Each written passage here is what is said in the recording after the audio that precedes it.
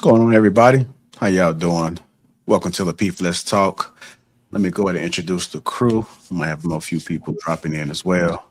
Got Trev Smooth, BK, Miss Pearl, Mont, Willie, Naomi, Diane, Michelle, True Table. You also got Jay in the back as well. I'll bring up momentarily. Welcome to Lapeef Let's Talk. How y'all doing, family? Good. I'm good. How are Hi. you? Doing good. Good to see you guys. What up, True?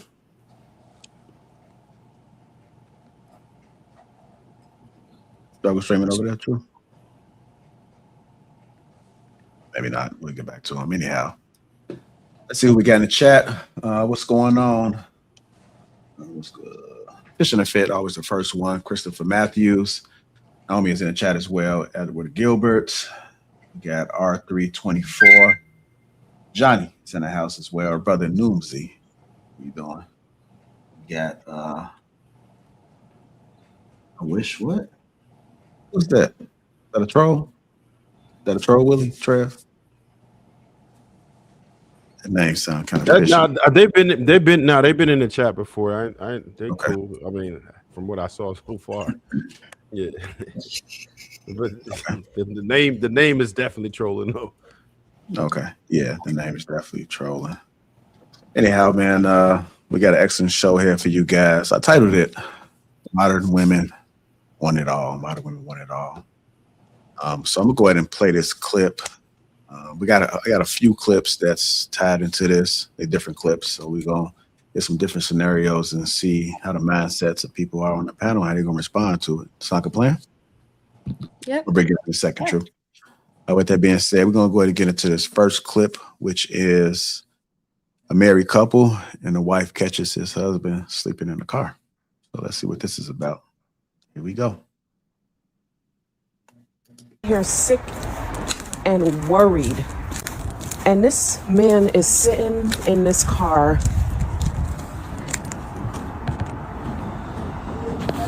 Really? Really? Really? Seriously? Seriously? Why are you sleeping in the car?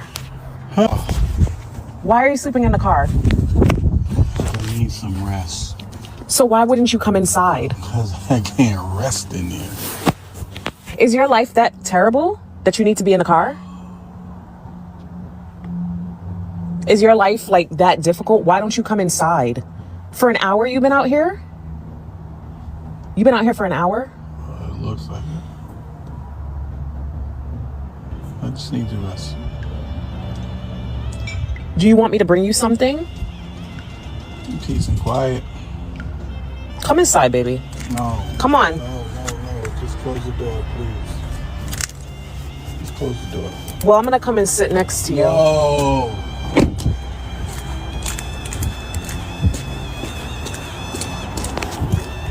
Did you just lock the door? Open the door. Open the door.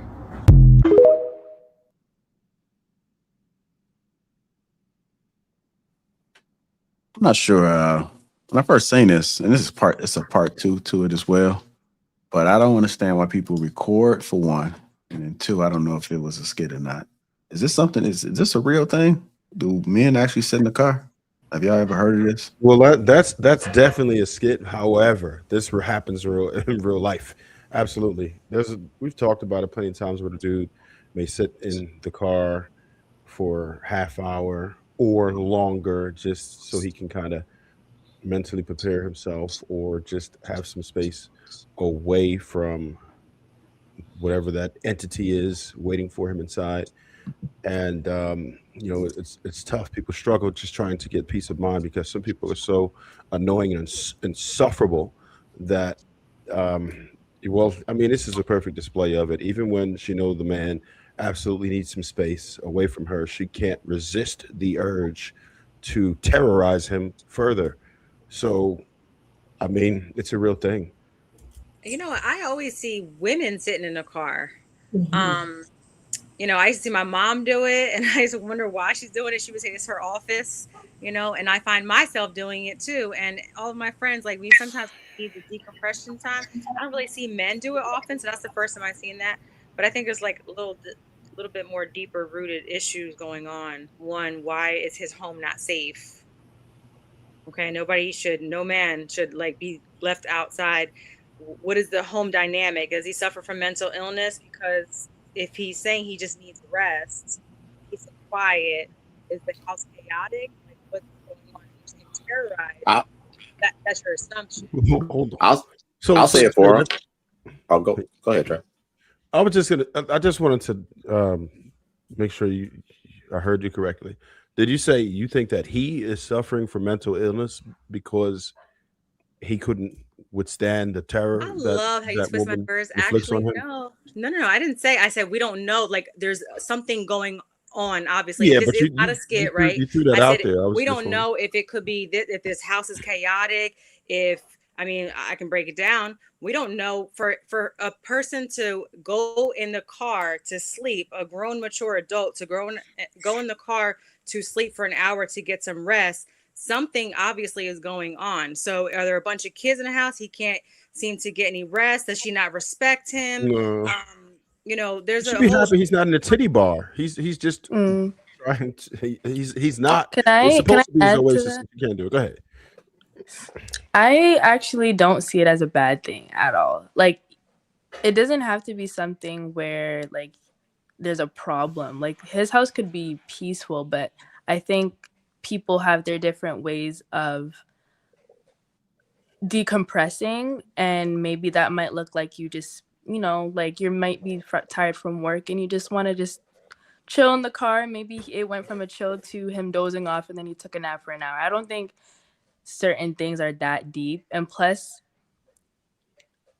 if he's like, you want your man to work and provide, but then you don't want him to, like, I don't know, it's kind of like micromanaging someone's emotions and how they deal with their stress. And I don't think that's something that is considered peaceful. But also, I think it's like, I think that's the reason why he's doing that, because you can see how she acts in the video. Like, she's like freaking out because he's sleeping, and like he's sleeping. I don't know. That's just like my thing. But I don't see it as a bad thing at all. I'll say this. I'll say the. Oh, you go ahead. I can go after you. Go ahead. Okay. I'll say the quiet part out loud. That man, do you see how she looked? Like, I wouldn't rush home either. Honestly, I would sleep. Do you see how she looked? We gotta he married her. Seriously? And this come on, Jay. Like, Jay, would you rush home? Like, would you rush home? Honestly. But that's his type, I mean, though. we don't know how long they've been married. It's like, you home. Like, you don't have to be all dolled up, though. She's displaying a very toxic behavior. Absolutely. Nobody wants to come home to that. Like, you already battle, the outside entities that, like, you forcibly, by making ends meet, you have to battle on a daily basis. You don't want to come home to that. And I, like, for example, I don't have to come home to a partner or whatnot. I have, a 14-year-old, very demanding 14-year-old daughter. But like, we go home, we get home, and I let her go inside, and I take my about 30 minutes to an hour to transition, because the minute I get inside, I had to start micromanaging homework and, uniform for the next day. I had to sort out dinner, dishes, my pets, myself. So it's like, for me to transition from being out there to come into my house duty, I need that time that is just me so I can kind of level out my emotions and transition from working to now home duties. And that man was just literally transitioning, and she even interrupted that. So it's like, she's not allowing him the time to be able to be to enjoy his own time and transition, and now into possibly, like, there might be kids in the house, and she looks like she don't work. She apparently, let's assume that she's a stay-home mom. So she has a lot of stuff that probably piled up with the kids and the cooking and stuff, and he just don't want to deal with that right at the jump. So the fact that she is even going at him in that fashion, it's like there is no respect whatsoever for that man. And that I see that very absolutely very toxic. Y'all being nice about it. I'm sorry.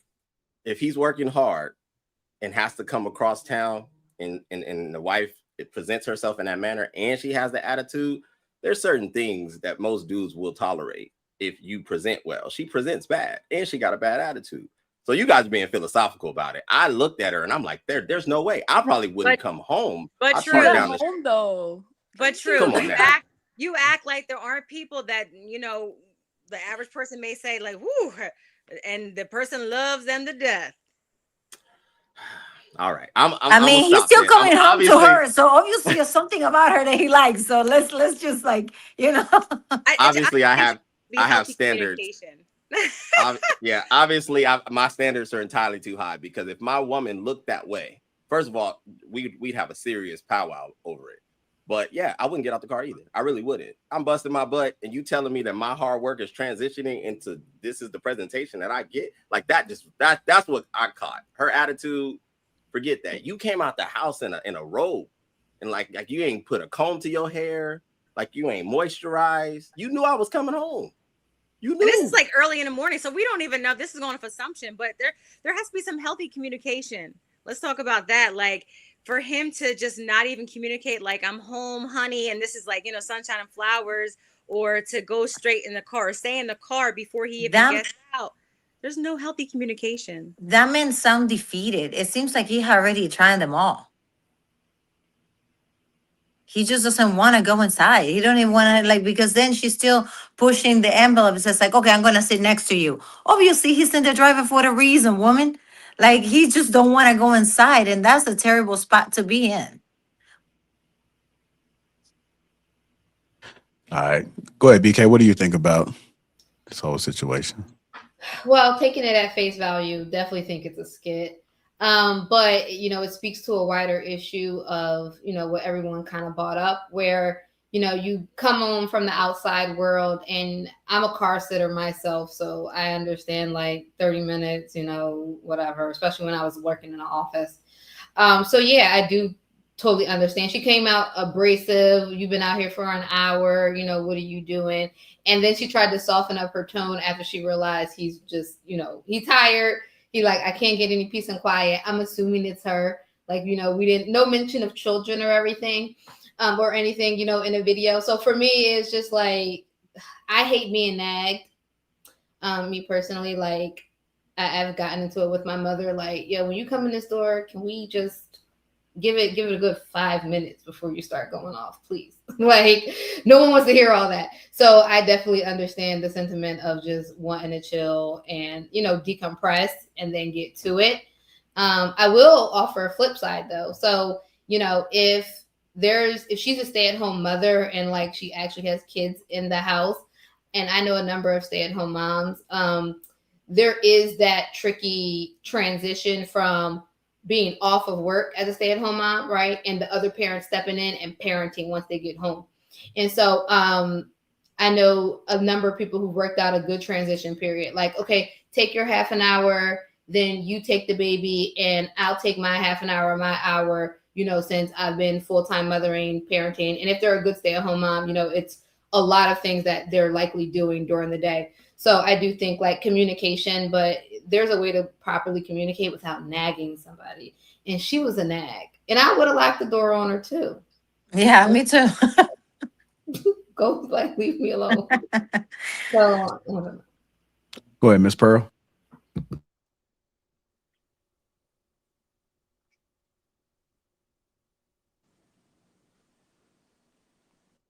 Miss Pearl, can you hear me? Yeah, Oh, can yeah. you hear me? Yes, ma'am. Good. Okay. My sentiments are the same. We clearly see a man who is unhappy. We see a wife whose concern is more about control. She feels he should be doing, which is inside the house, as opposed to being concerned about why he's not inside the house. That was clearly a display of a failing marriage, or again, just two people who as many of you already said, are suffering from communication. I don't think when you go out into the world that overstimulation is used for you to avoid your family. Like, we all have to have our times, but that's just the reality of the situation. This is part of your plate and you balancing it. I don't think anything wrong with decompression sessions, or like I say, we're overstimulated. So sometimes you really do need that time just to reground yourself. I get that. But there is also a such thing as avoidance. It could be subjective. But I really don't think I can add too much to, I mean, everybody else did a great job. I just saw a horrible wife, and I saw an unhappy husband. I land. You brought up something about as far as people avoiding conversations, and I often hear people ask the question, "How do you deal with conflict?"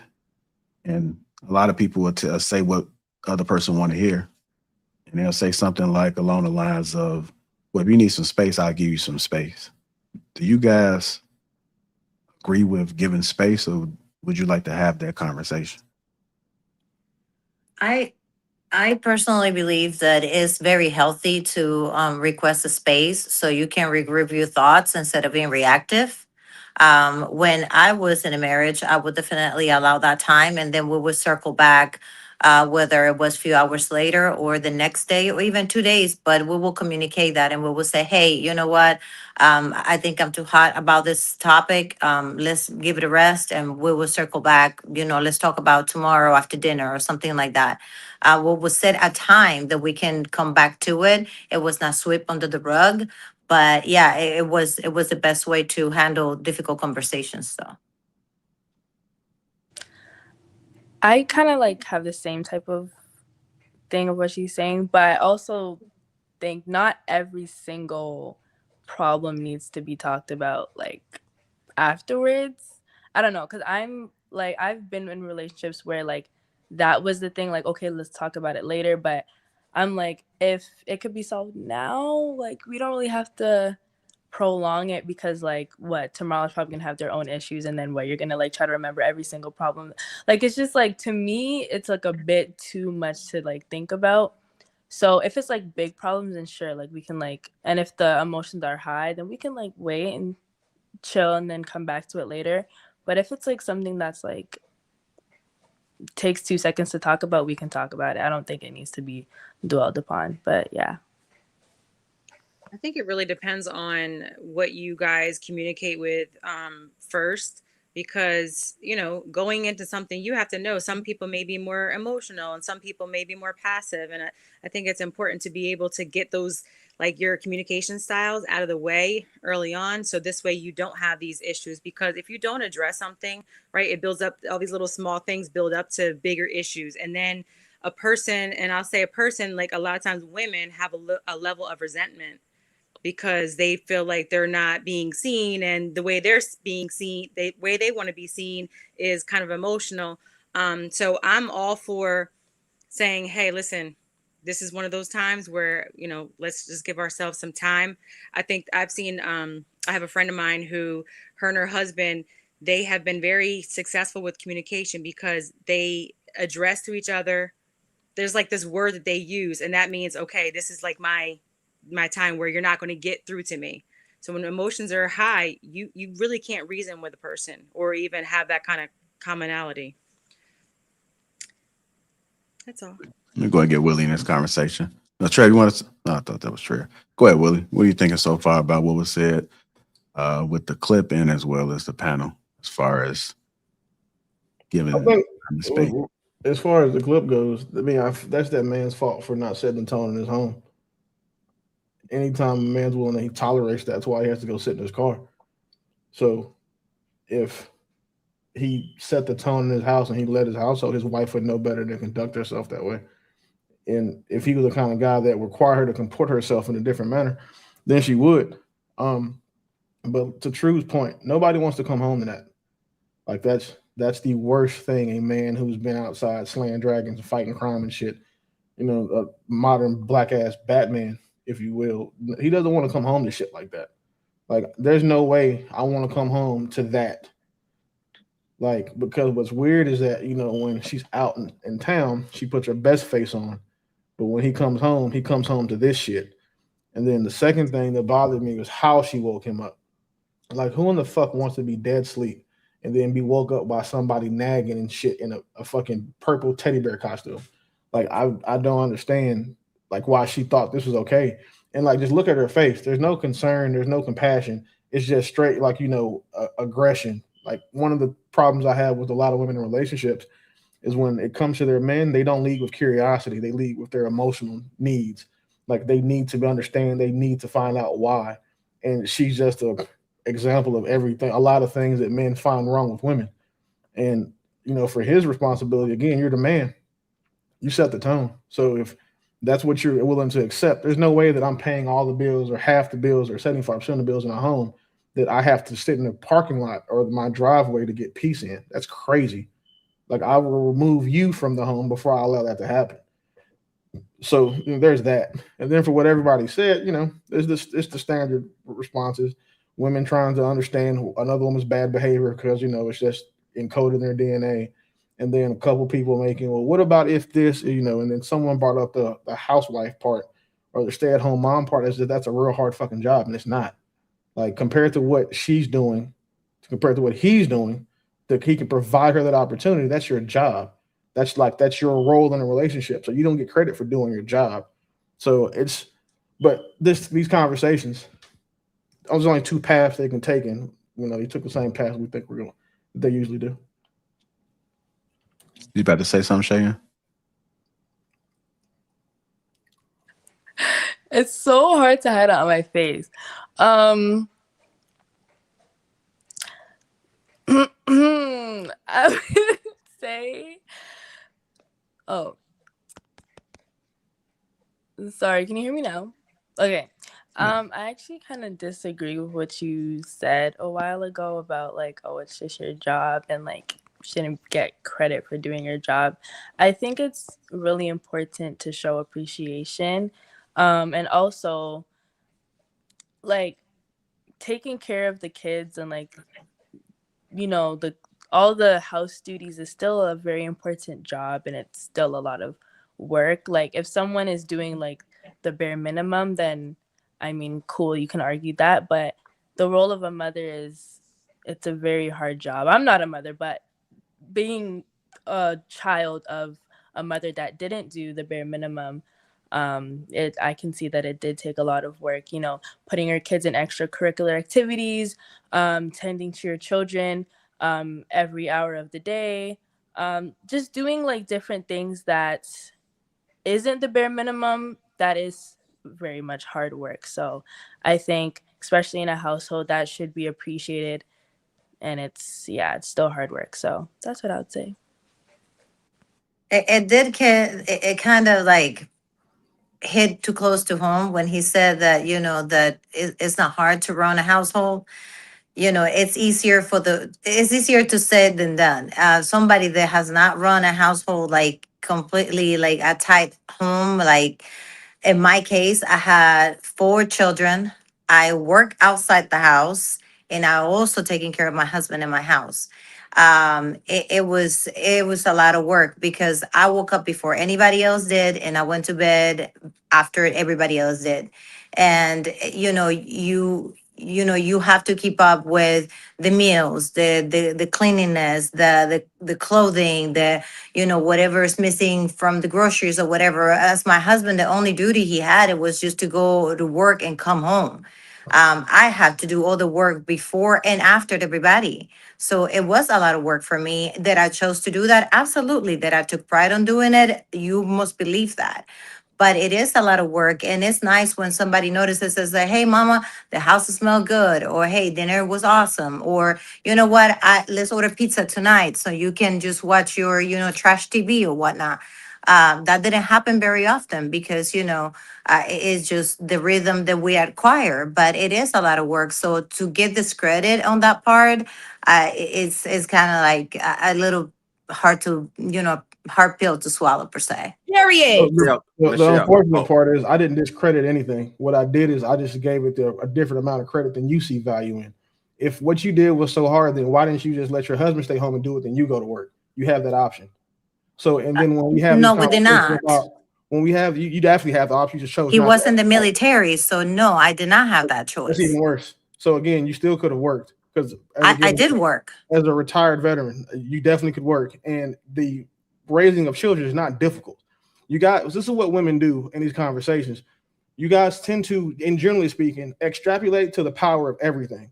So because you think that you got to feed the kids, get groceries, change the dog, change the kitty litter, that's 4 things. And you think the man going to work is only one thing. So your 4 things means more than the one thing that he did, which is what allows you to provide, to have that actual ability to not have to do the majority of the financial providing for your household. And that's not what I said. That's exactly what I did not say that my 4 things was a lot more than what he did. I said it implied in what she mentioned, because remember. No. Okay, do you hear what I said, that I work outside the household? Let me finish, and then when it's time for you to respond to what I'm saying and not what you think I'm going to say. Jay, same thing for you. When you have these conversations, it's as if you guys make it seem the man only does one thing, and what you said was, well, I have to do this, this, and this, and all you have to do is go to work. All he had to do was work. So again, you took all the small things you do, which is part of the one job you had, and made it everything compared to what he had to do. That's the problem, because you don't value what it is he's having to do, because if you did, you wouldn't have said, well, I have to do all of these things. He only has to go to work. And that's the problem that I have when we have these conversations. It's not difficult to run a household. You'd have to run a household if you didn't have kids. It would just be yours. So you don't get credit for doing the stuff you're supposed to do as an adult parent. You chose to be a parent. No one made you. No one put a gun to your head. You chose and volunteered for that. So because you volunteered for that situation, you set up your marriage. You agreed to the terms and conditions of your marriage. You don't get credit for operating inside of those agreed upon terms and conditions. There's not extra credit. That doesn't mean that what you did isn't important. But what it does mean is that you're not doing anything special or above and beyond what you agreed to do. You have a choice. I would like. Go ahead. Okay, so first and foremost, I did not discredit the work that my husband did. I said, he only have one thing to do, which is, waking up, wake up to a nice warm breakfast, with his uniform already ironed in, so he can go and take off and go to work. And when he come back, he will have a nice warm dinner, kids already taken care of, homework already done. And what I'm saying is, I do appreciate what he did, that he will have to come, he will come home to a decent meal. It was never like a five course meal or whatnot, but it was a meal. Kids were already taken care of. I had already done all the pickup, drop off, after curricular activities, all that good stuff.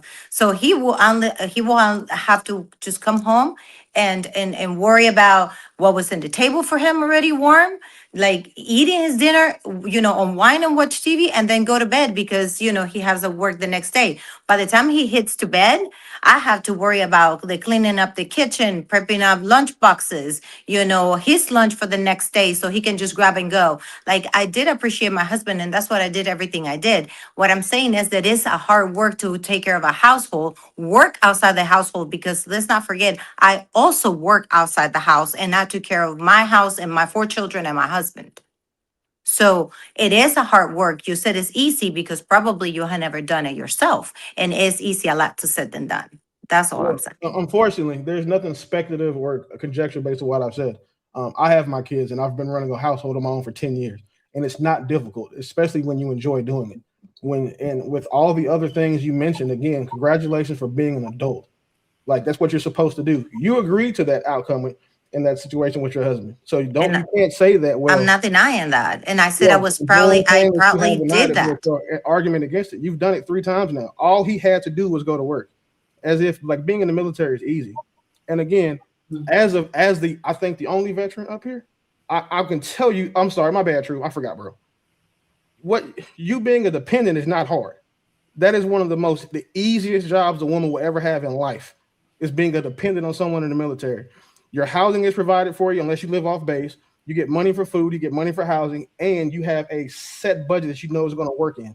And then you have all the resources in the world. So let's not act like you also don't get free childcare from the CDCs on base. Let's also not act Well, like you don't get to go to on those base, to children, go to those CDCs, and they have schools on base and a commissary and a PX. I did So not live on base. anytime a dependent, if it was a civilian woman having this conversation, it would make a little bit more sense, but still be crazy. But for a former dependent to be having this conversation, When he's unrealistic. deployed, I became a civilian wife because I have to be on my own with my 4 kids. So yes, he did sign up for that, and I did sign up to be a wife and a mother, and a mother for my children. I'm not saying that, but you still missing the point that I still work out like a full-time job outside the house. Like, Let's yes, because military salary do not take care of, a whole entire household and it, to live comfortably. I'm sorry, but I don't know what kind of position in the military you have, but I know that the salary my husband had did not take care of the bills. Yeah, So I I can had to give you work. that because he's probably low rank. That makes sense. Like, and your money comes with rank. I get that. However, the military does pay you a livable wage. If you live within we live within your means, you can definitely provide for a family at all. No, pay when you grades, have 4 equal adult. children, no, it's not enough. And then you have them to Having do, 4 go children, into a good education and have right? extracurricular activities. My daughter's pump, like her cheer, for school, it's That's almost extra. $3,000 a year. So That's it's like, that is an extra money that that's my needs to point. come out of somewhere. That's my point. You're living above your means. That was my point. No, it's not above my needs. We 100%. plan things, and that's the reason I work outside the household, so we can provide a better future for our children and So not just being in a tight budget. so All let's right, break it I down. do just want to wanted to get work. hold on, Jay. I do want to get True in there first, and then we'll come to you. Let's go ahead and make sure we spread the mic, y'all. Go ahead, True. Now you guys are having a spirited conversation, and like even with Shia, is it Shia and however you say it? I'm sorry, It's I'm not talking Cheyenne. about Cheyenne. Okay, Cheyenne kind of set the precedence for this, right? So what I heard, and Willie, being spirited, that's my brother right there. I'm not He's even speaking. spirited. This is easy. Well, I'm saying from the standpoint because I understand where you're going, right? And this is what I wanted to ask, Cheyenne, and then even Michelle. Would you guys consider yourself good teammates? I do. Okay, Teammate. why? Yes. Would you consider yourself a good teammate? Yes, Like, can you I can hold down the fort when he has to, delegate his, all his strength into something else. Yes. can you elaborate Okay. what you mean by teammate? So basically, if any man acquired you to be his woman, he's acquiring a teammate, which means that there's a function he has, there's a function you have. So I'm asking you on a personal level, and then obviously people are listening. Would you consider yourself a good teammate? Michelle already Yeah, said like yes. we're on the same team, like we're not opposing teams. Yeah. Okay, so what does that look like coming from someone like you? So like the dynamic of the house.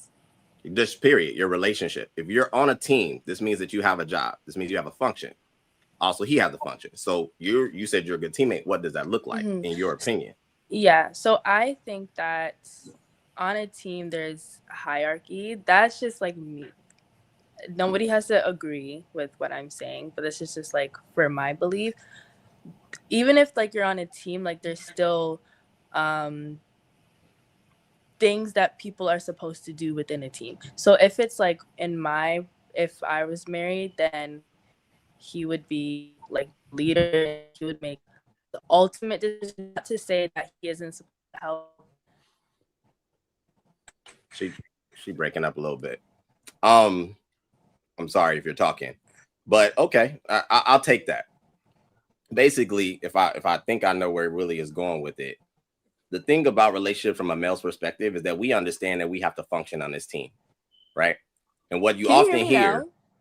I can now. You can finish your point if you want to. Go ahead. Oh, I'm so No. sorry. I don't know what's going on with my Wi-Fi. Please forgive me for that. Okay, No so worries. like I was saying, is that he would be the head. Not to say that he's not gonna like help out at all. Like if I'm cooking, like he should be able to like wash the dishes. If I'm washing the clothes, he can like help fold. Like I don't really believe in like the gender roles that much for that aspect of it. But like the team aspect, he would be like the head of the house, then I would be like, helpmate and stuff like that, because I'm a Christian, so that's like what I believe.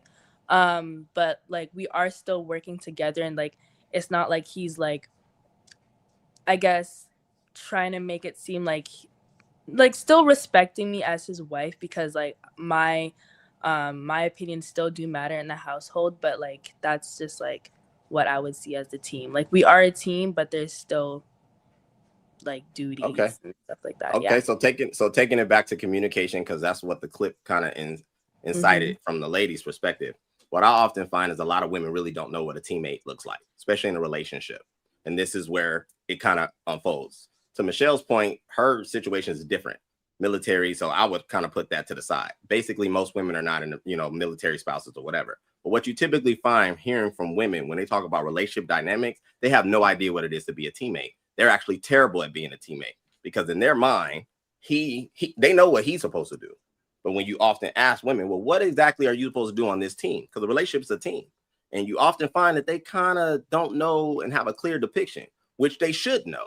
So basically, if you're afforded the ability, we've talked about this. I didn't take you and make you and park you and put you in the house and say, I'm paying everything. You're aware this is happening. So basically, I'm going to go function, get this money, go do what I got to do. This is my function on this team. That means that there's things that you also have to do. You will be inconvenienced. You will be stressed out. You will have to give energy yourself. But what it seems like is women don't know that. And they start to highlight the little itty bitty instances like, oh, I have to get in the car, back up backwards, jump on the freeway, jump off the freeway, stop at 3 stores. It's like, stop. Where I think women need to work on being better teammates, just in a general perspective. And we can get along because it shouldn't be that complicated. If you're afforded the opportunity to dictate your household as a housewife, house girlfriend, whatever, this means that you get to take a lunch break when you want. You ain't got no boss mandating, Jack. This is your ecosystem. You are in control. And if to hear hard is kind of like, you got to be kidding me. But I'll let. Can I give pushback on that? So I do think we had a talking point about it depends on the quality, right, of someone who's staying at home. So for me, right, I'll take, for example, somebody I know who's a stay-at-home mother, right, and she has a background in education. So her day is very scheduled out, right, from what time she wakes up, cooks breakfast, does learning plans, playtime, like, taking the kid to certain classes, coming home for lunch, nap time, cleans up, something like this, right? Her day is fully planned from when she wakes her kid up to when dinner is set on the table, right? And for me, that's not an easy job if you actually are doing your job. See, a lot of people aren't raised right, whether they have a stay-at-home mom or not. And, we throw our kids in daycare and we have no problem paying them and acknowledging, teachers, daycare workers, we really need them, right? Because most of y'all couldn't take care of your kids during COVID. Y'all was begging for school to open back up. Let's be honest. Y'all realize raising these kids ain't as easy. Teaching them the things that they need to be taught isn't an easy job. So that's why I said it does depend on the quality of stay-at-home person we're talking. Let's just say it's my friend, right, who's actually organized, doing the activities, doing the things. It's no different than an entrepreneur where you have to set your schedule out. And yeah, it can look like you work for yourself. But in reality, if you want to be successful, that takes discipline, right? And it takes refinement. And it's something that I will admit not everybody has. And that's the real issue. You got to know who you marry and who you date. If that person doesn't have that level of discipline and refinement, right, then they probably shouldn't be a stay-at-home person because you're right. They're not going to be putting in the work. But I think, there's a number of people out there, and we're seeing even people on YouTube who are real homemaking now, right? They're making bread from scratch. They're doing all these things and sewing and doing all these things to contribute to the household. And so is it Michelle? Michelle said like he just worked. Now being in the military, I have military family. It's a strenuous job. Never want to join. God bless all of our veterans and people who are currently serving and fighting overseas and at home, right? I think it's a little bit different. The level of stress and struggle that they're dealing with going to be different, right? Because you're literally putting yourself on the line and different things. But for the average person where a man is working and a woman is staying home, those dynamics don't always have to be, you just get to be a stay-at-home mom. Like I said, if the quality of the person isn't that great, sure. But if you're actually doing it right, you should be clocking in those 8 to 8 hours, like 9 to 5. Can I just add one more point to that?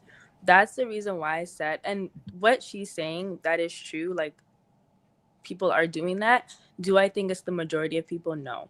So I do agree with Willie and what he's saying. Like, what people are doing, they can't really see it as like a hard work, because not a lot of people are doing above and beyond when it comes to things like that. But that's how it should be done. Like, it shouldn't be to where you're sitting down on the couch half of the day and you're watching TV, and then if you're doing it properly, it really should be a system at home. But I don't think people understand that. So yeah, that's what I'd say. It's unfortunate that stats like this exist, but here's one that's popular amongst military personnel. 60% of the military lives above their means. Of that 60%, 90 of them have spouses that add to bills. So when we say living above your means, like in Michelle's case, again, living above your means or living within your means mean not doing anything that will cost you or have you to have a financial requirement you can't meet, such as having additional children. When in the military, birth control is free, medical is free. Having to not understanding that the sacrifice isn't just a service member, it's going to be you. Nobody should get with someone in the military or in any government structure when their pay is something you can find on Google. An E1 in the military makes around $14,000 a year without BAH. With it, he'll make around 35, 36, depending on where he is. So people, when you have service members getting married, this is part of the counseling they get, because it's important for them to understand this, that, hey, you make this 40 grand now, you have a baby, that you cut that in, it's 18,000 because the kids are going to cost so much. And that's one of the things that we have an issue with, is that we see dependents complaining about things. And it's not the same thing as a civilian complaining about it. I still feel the same way. However, a military spouse has 1,000% more support than a civilian woman would, who's just married to someone that's a stay-at-home mom. A lot of the dependents in the military are stay-at-home moms because they leverage the support they have. So when we hear stories, I just know better. It got so bad. I wouldn't approve chicks requests to go get married for people that were under E5, because I knew what was going to happen to them. And it's then now I'm dealing with the spouses calling, and then you get deployed, and it's just a shit show. But when we're talking about that woman, she probably, that's what a lot of military dudes deal with. Those are the kinds of women that a lot of military guys could deal with. He's been gone, he's been at work for 10 hours. So she wants him to come back in the house and take over because, she's been with the kids all day. That's not her job. Well, you can say that when somebody is a little bit more educated, but we married right after high school. I was 17, he was 19, and he got deployed immediately after. So, I mean, we were kids. And we had to, learn. And for the most part, throughout majority of his, time in the military, he was deployed. So I have to do the work. And yes, we chose to have children, and we knew that it was going to be hard. But we also chose to have children because we also know that his presence in this earth was not guaranteed, that he might go deployed and he'll come back in a casket, which he actually did. So me having my children, knowingly that they were going to be expensive, yes, but we did it because I also understood that was the only piece of him that I could have if he was gone, which actually happened. So you can try to educate me all you want about finances, but we did what we needed to do, and then I continued to do that on his absence. There's nothing wrong with that. And again, sorry for your loss. That's Yeah, I was crazy. gonna say sorry for your loss, but I do want to highlight two things. One thing that Willie said, and one thing that you said, Michelle. So Willie, I think, when women say, and I've heard this so many times, even with my own circle, when women say, well, it diminishes the role immediately. So I would never discredit a man going to work. I think men have, especially Black men, have the weight of the world on their shoulders, and we don't understand a lot of times the pressure. And, I've shared this so many times, just in general, my own podcast, but, Michelle, I don't see her complaining. I think that it's just that wordplay as far as just. And I think that sometimes it's not about giving somebody credit for, give them a pat on the back. Oh, you went to work today. Great job. Oh, you stayed home today. You made all the breakfast, dinner. Great job. It's about just being appreciated no matter what role you have every day. That's going to allow you to come home and be happy and not want to just drive past and sit in your car. I know for me, when in my past relationship, I was a helpmate. yes, I worked full time. He worked full time, but you best believe I did whatever he needed to do, whatever he needed me to do. I made his lunch every day without any complaints. We took turns taking care of the kids, picking them up from, different places with sports or things like that. We, tag teamed. All right, look, you got this, I got that. Cool. It was great communication. So we knew what each other was doing, but I would never take away from, which is it, Cheyenne, the hierarchy, because I think that's important. I do believe in a sense of gender roles. I do believe that the man is leading, and they should have a level of respect. I just think it's that play on words when we say just, it just diminishes that, and I think that that's a trigger for men.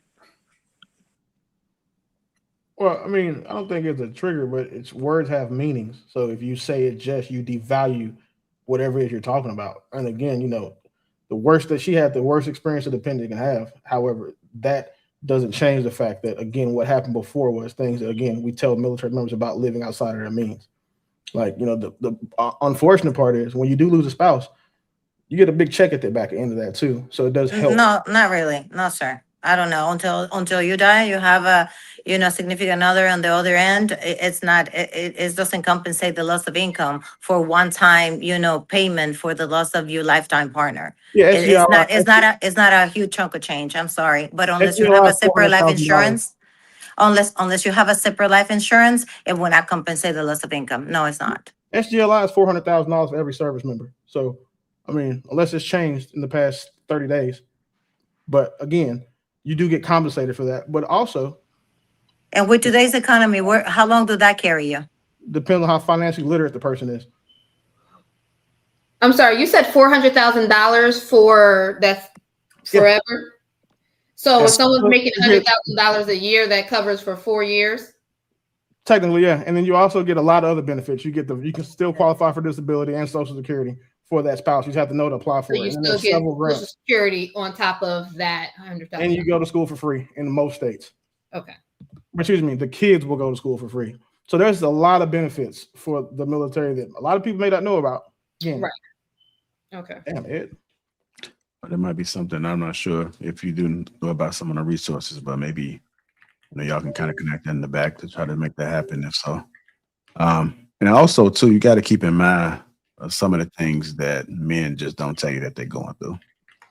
Some men just take it on the chin. Take it on the chin. They can be going through a lot. It can be heavy. I've been there. I'm not the type of person that just go complaining and just saying everything. I just understand that that's just a part of life. It's just the way it is. As men, we sometimes just carry the burden of everything around us. And one of the last things we want to do is make sure that we create worry within our household. So I think a lot of people need to just understand that. And there's nothing wrong with it. Some men embrace it. Some men associated with being a man, sadly, but unfortunately. But it's just one of those things that we're just not going to complain. We're just going to just either fix it, make it happen, or we going to just process it in our own way. Well, one thing is just I never complained, because I understood how mentally and physically demanding his job was. I never, got into his face and said, you're not doing this or you're not doing that or you're never here, you're never there. I never complained. I took my role and I did it gracefully and proudly. And then on his absence, and then I have to do now 2 jobs instead of 1, which was his, mine, the household and the kids and everything else. And I had to carry on and bury my pain and buried everything and just carry on. But you know what? I signed up for that. And, I didn't expect the pity or, that support from anybody because, whoever wanted, whatever family member, which I didn't have any family in Arizona when that happened. It was just me and my kids. So I just have to, just chin up and carry on. So that I had time to grieve? No, absolutely not. How could I with 4 kids?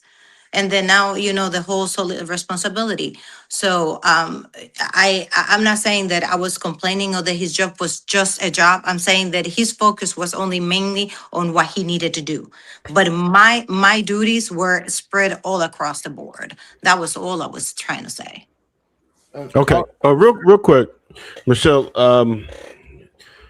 Apologize that you became the focal point, particularly because of your particular situation, right?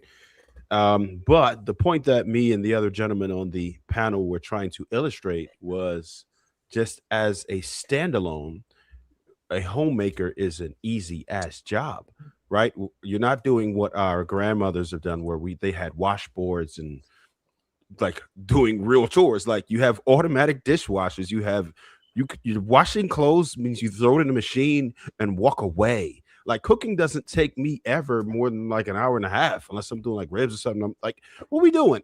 This shit is easy. I've actually counted time to see how much it does to do every single duty throughout the day. The shit is easy. And we're really trying to glorify, and I'm not saying it's not an important job because we wouldn't say that. It is important, but it's easy as hell. And y'all are really trying to hammer down on the fact that it's difficult. The degree of difficulty is easy. And I've done every single task. I've done it by myself just to test to see how easy it is. And I'm like, damn, I wish this were my fucking life. This shit is easy.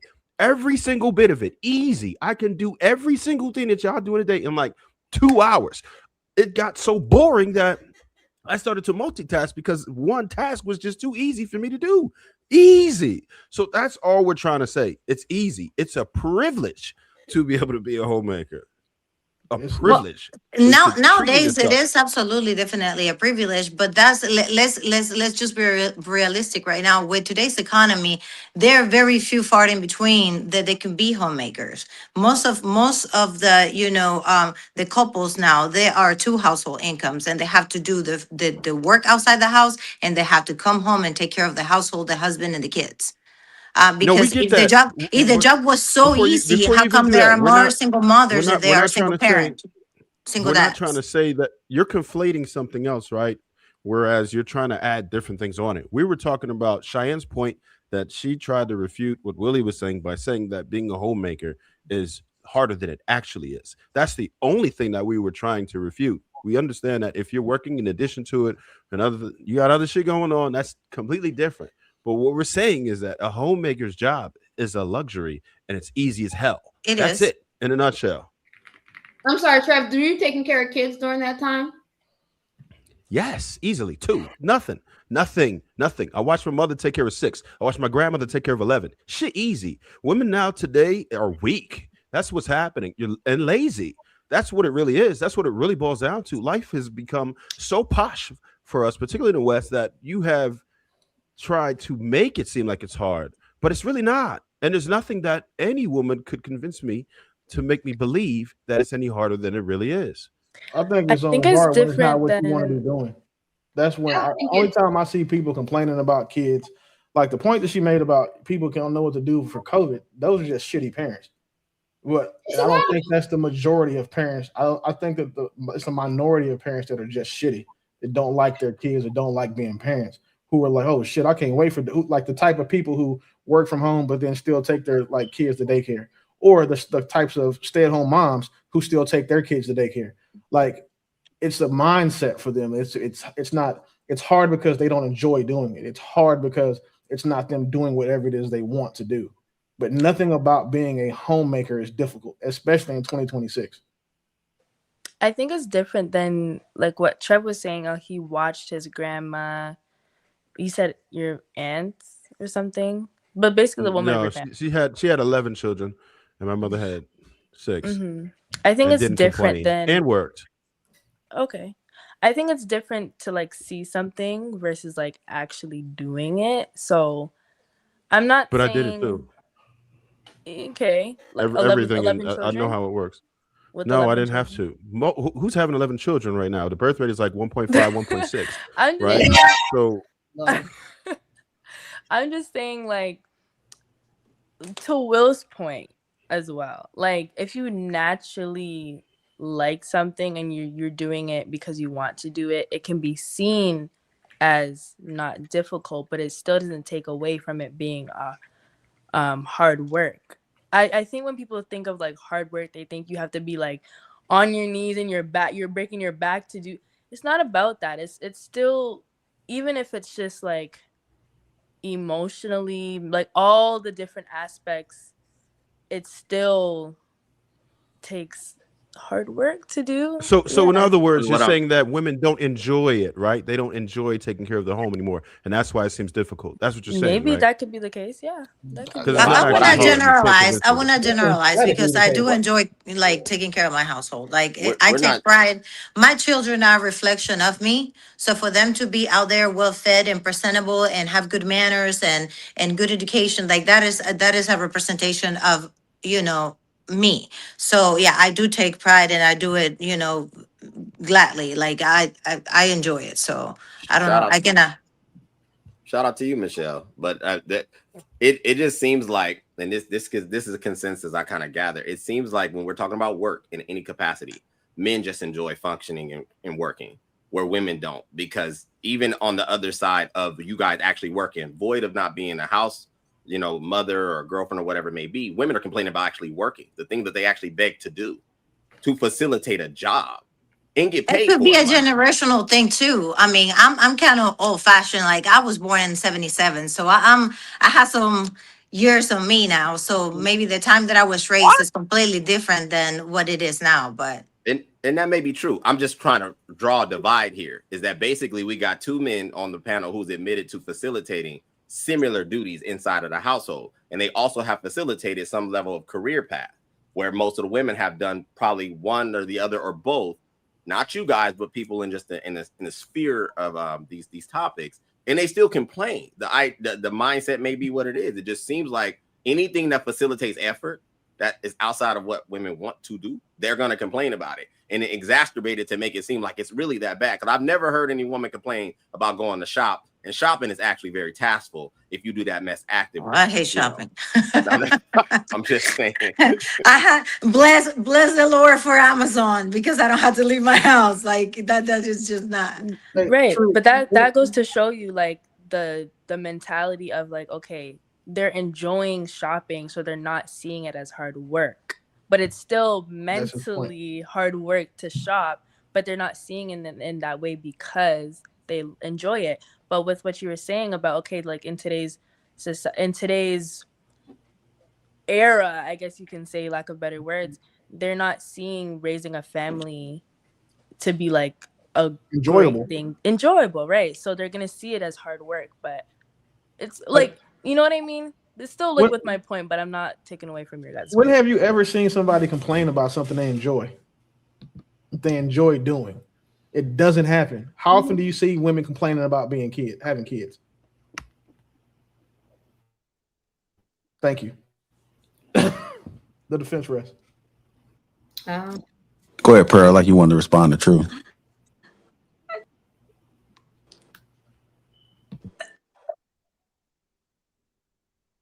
Oh, we can't hear you if you're talking, Pearl. It was not. J.I., you were instigated. I didn't.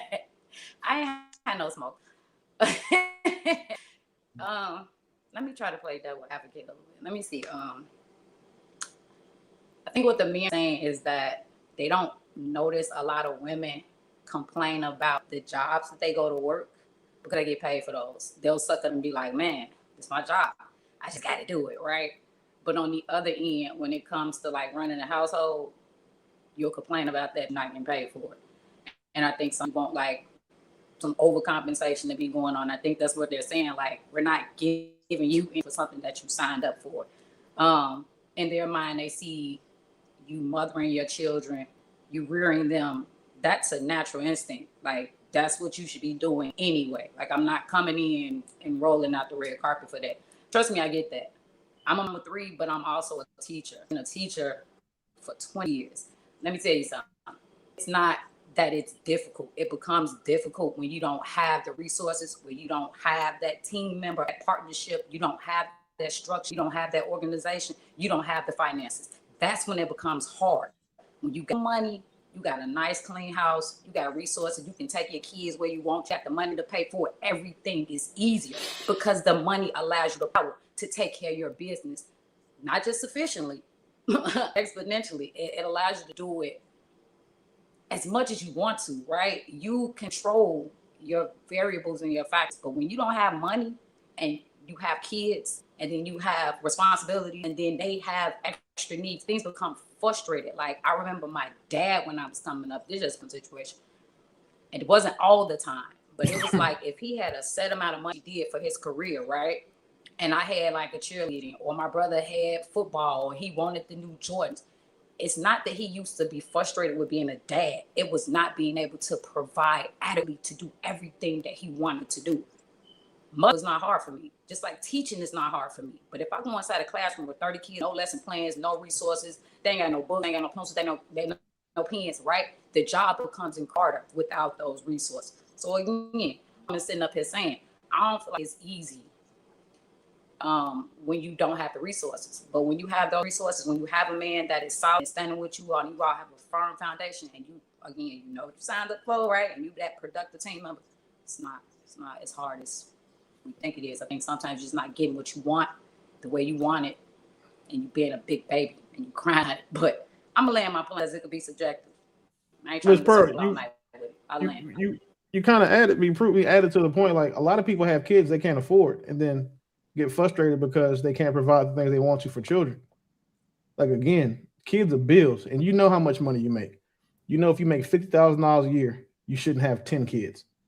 You also know that if you make $50,000 a year, you can look up and see what it costs per child.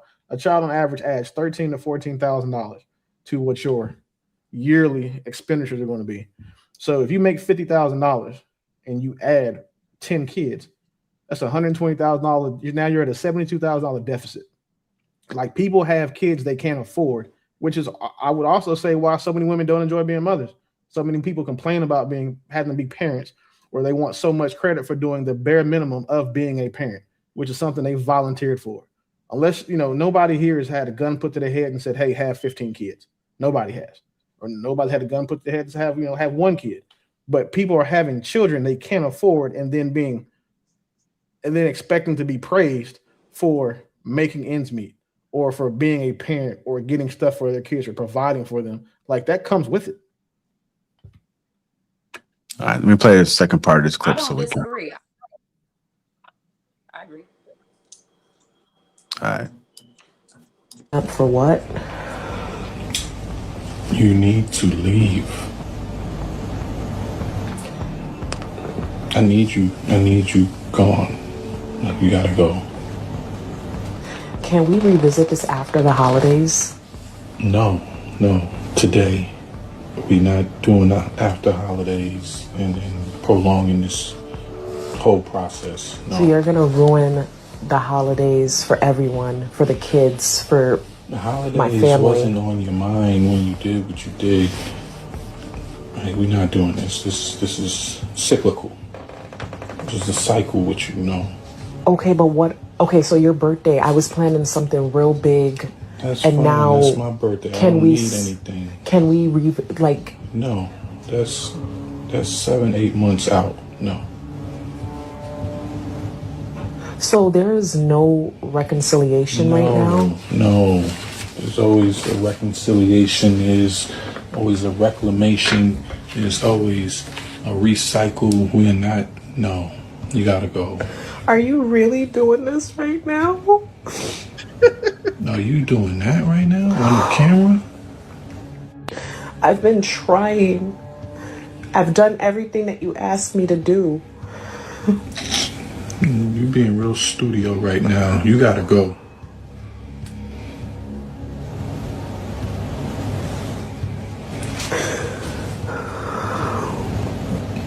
Please don't do this.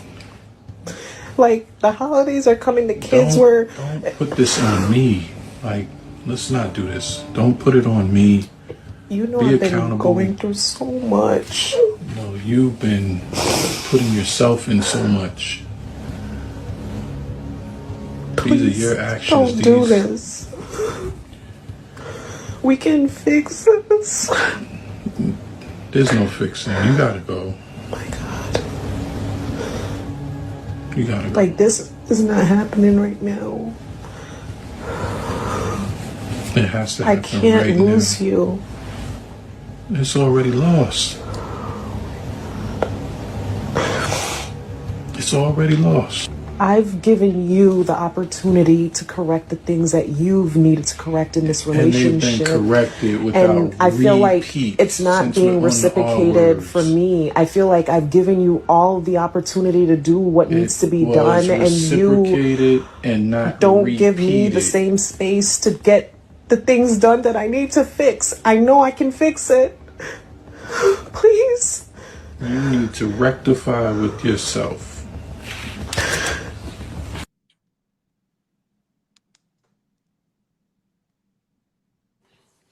Hey, JR, you did a good job with this before and after setup with these clips, bro. That was tough because this is exactly how that shit should go. This has to be a skit. That's all I have to say.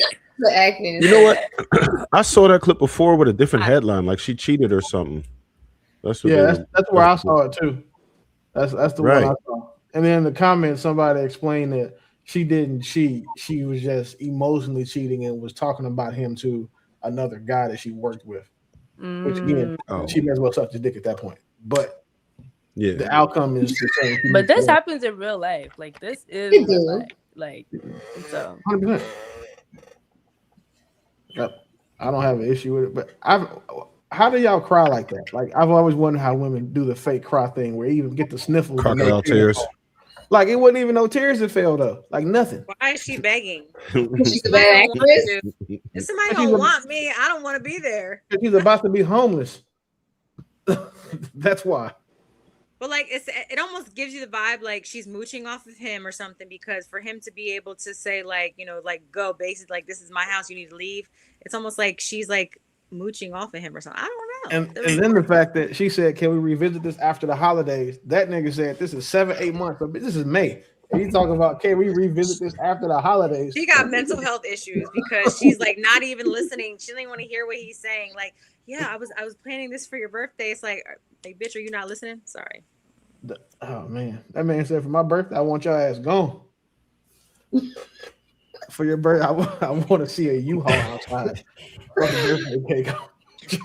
And that's why also based on situations like that, not necessarily that the women did anything wrong. It's just when relationships doesn't work out, period, a woman have to have financial independency, because no man have to tell you gotta go and now you have to beg because you don't have nowhere to go.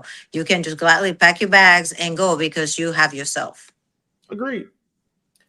100%. I also think that if into your example, if she doesn't have that ability, it's on the man to pay that fee to have her moved. Like no issue. Take this $2,500. Pack your shit, baby. So you guys will be okay if you're dating a woman or you're married and she's saving money just in case it doesn't work out? Not trying to be funny, but when men make up extra money, their money comes back into the house. When women make extra money, their money goes back into their purse. So I would say that most women who have working husbands that are paying the bills are doing that anyway. But I wouldn't care. I don't care what my woman does with the money she saves. If my job is to pay all the bills and she has a free check, if she doesn't have money saved, that would be stupid.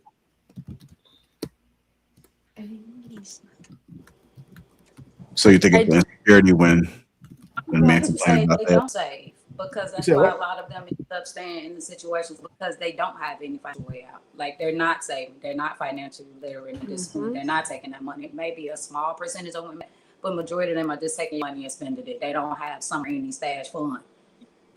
Yeah, the average couple can't afford a $500 emergency. So if her husband's paying the bills and she's working, so she should don't have definitely be saving nothing money. of her own on the side. It's gone. I'm just saying.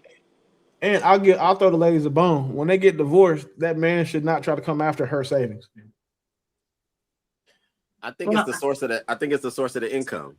Are we talking about a woman who's generating her own income? And still happen to because I'm like, I'm gonna pay the bills, then you're gonna stuff money that I'm giving you. Yo, that's theft. Like you a thief. Oh yeah, that's a misappropriation of government funds, bitch. You got to go to jail. Yeah, run my money back. So my bad, I didn't think about that when you asked the question. If I got my lady on allowance and she's saving the money that I'm giving her to use that to when she fuck up and she got to move, now I'm gonna need that back. You said allowance though.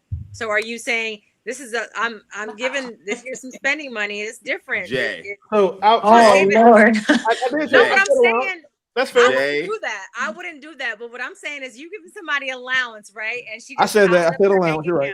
account. So She's piling in her bank account. I've seen a story where a woman was saving all this money. He ended up. She saved, I don't know, like $50,000, right, over the course of years. He was pretty well off. He ended up getting into a major car accident and was out of work and was not able to fulfill his role that he was at before. And when he asked her to step in to help, she said, "Oh no, I didn't sign up for this. This is not what I signed up to take care of you." yeah, that's cool.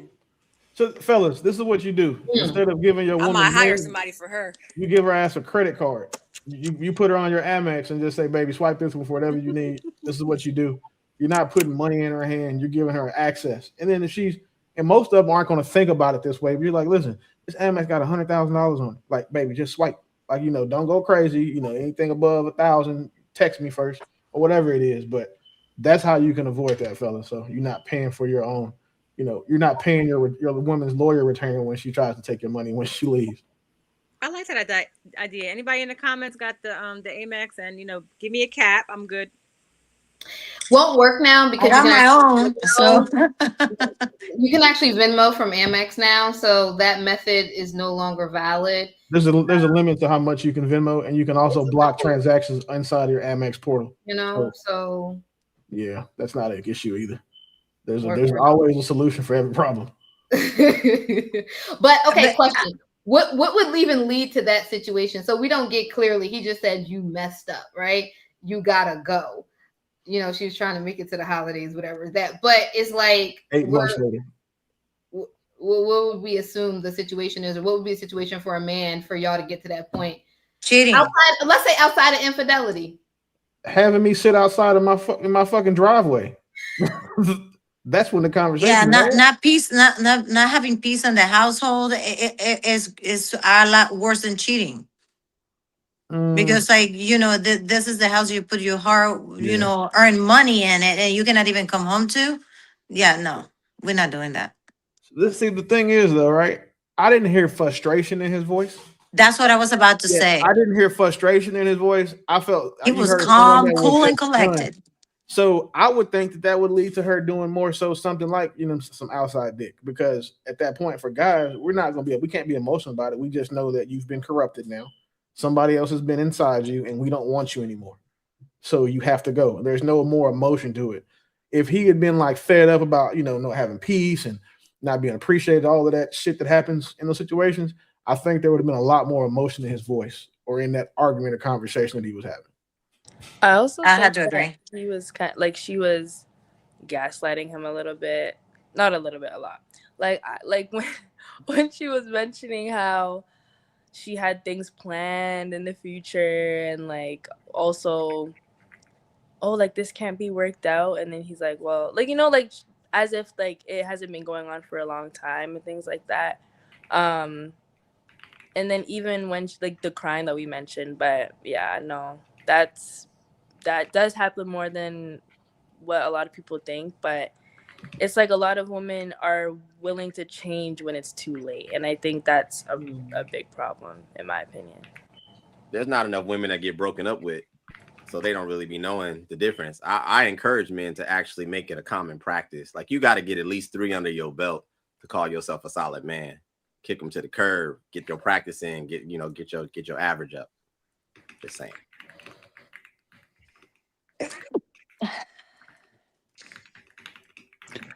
What you thinking, Jay or Trev, on this last clip? You go ahead, Jay. Or no? Yeah, or no. Is you cool? Watch his friend's voice. Man, don't say that, nigga. He gonna pop up. That nigga's like Candyman.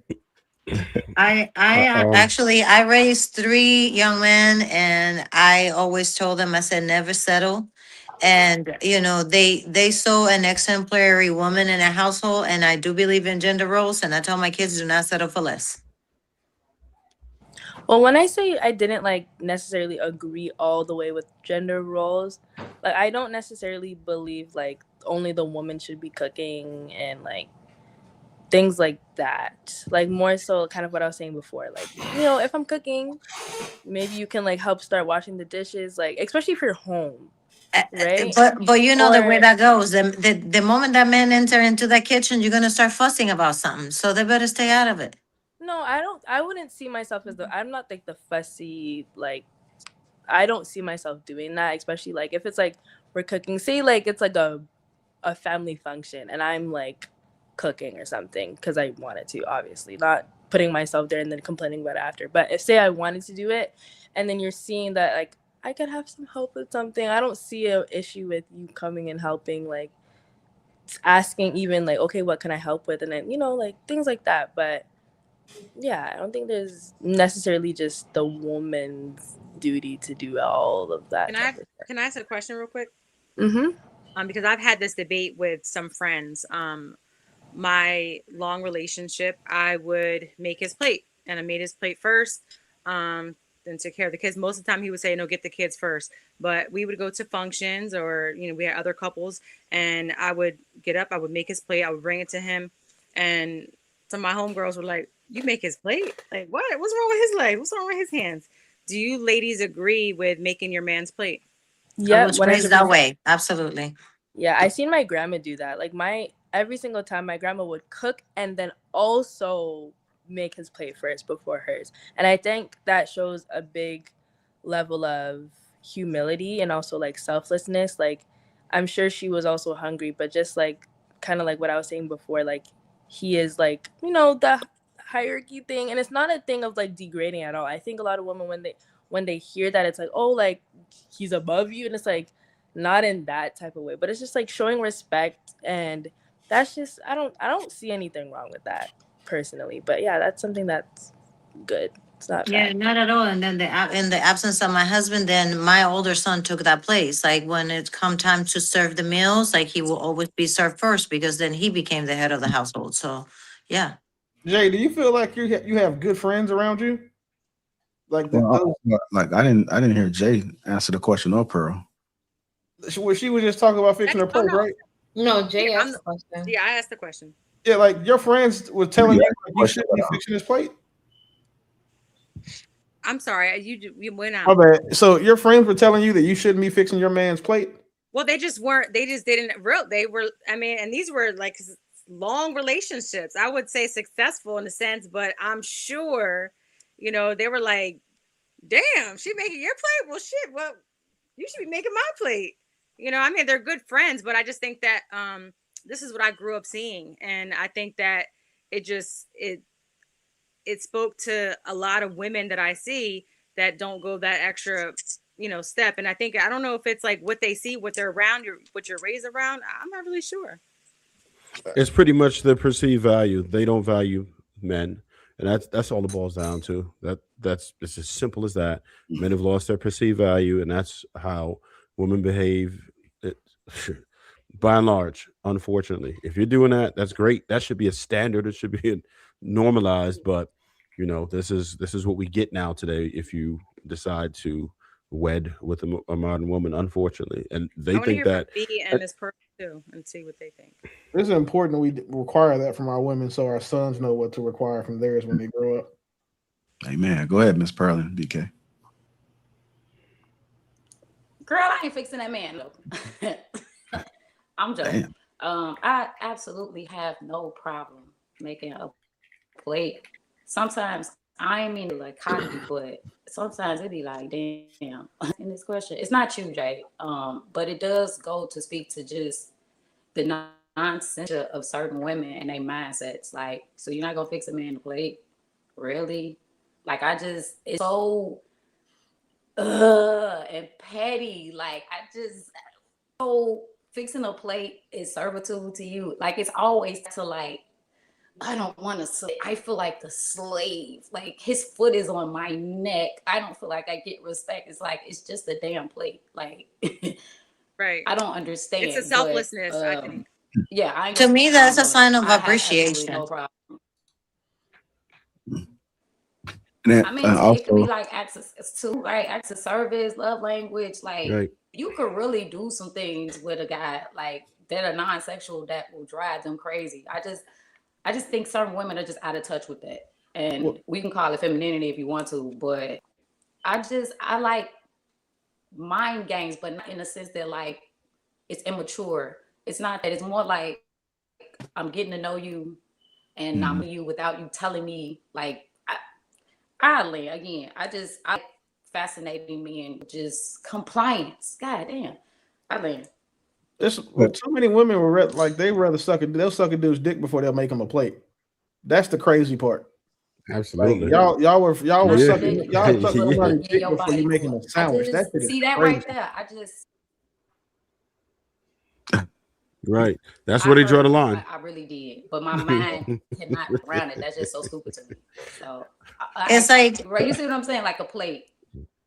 yeah, it's like, I heard somebody complaining that they didn't know how to cook and they couldn't cook and everything. And I just had to look at her and say, hey, but nobody taught you how to clap them cheeks with that man in bed, but you learn how to do it. So how about cooking? Like, I love that video. I mean, I always say this to kind of hear somebody say that they don't like their food to touch, but they sucking D. I'd be like, hey, ain't that more nasty? Ain't that more nasty? Yeah, I had a cousin that said that, and my grandmother told her, she said, as many dicks as you had, you don't mind shit touching you. Go ahead, BK. It's on you. That's wild. What kind of grandmas? I've never even had my grandma curse, so that's hilarious to me. Yeah, I grew up with people being of service to people in different ways, right?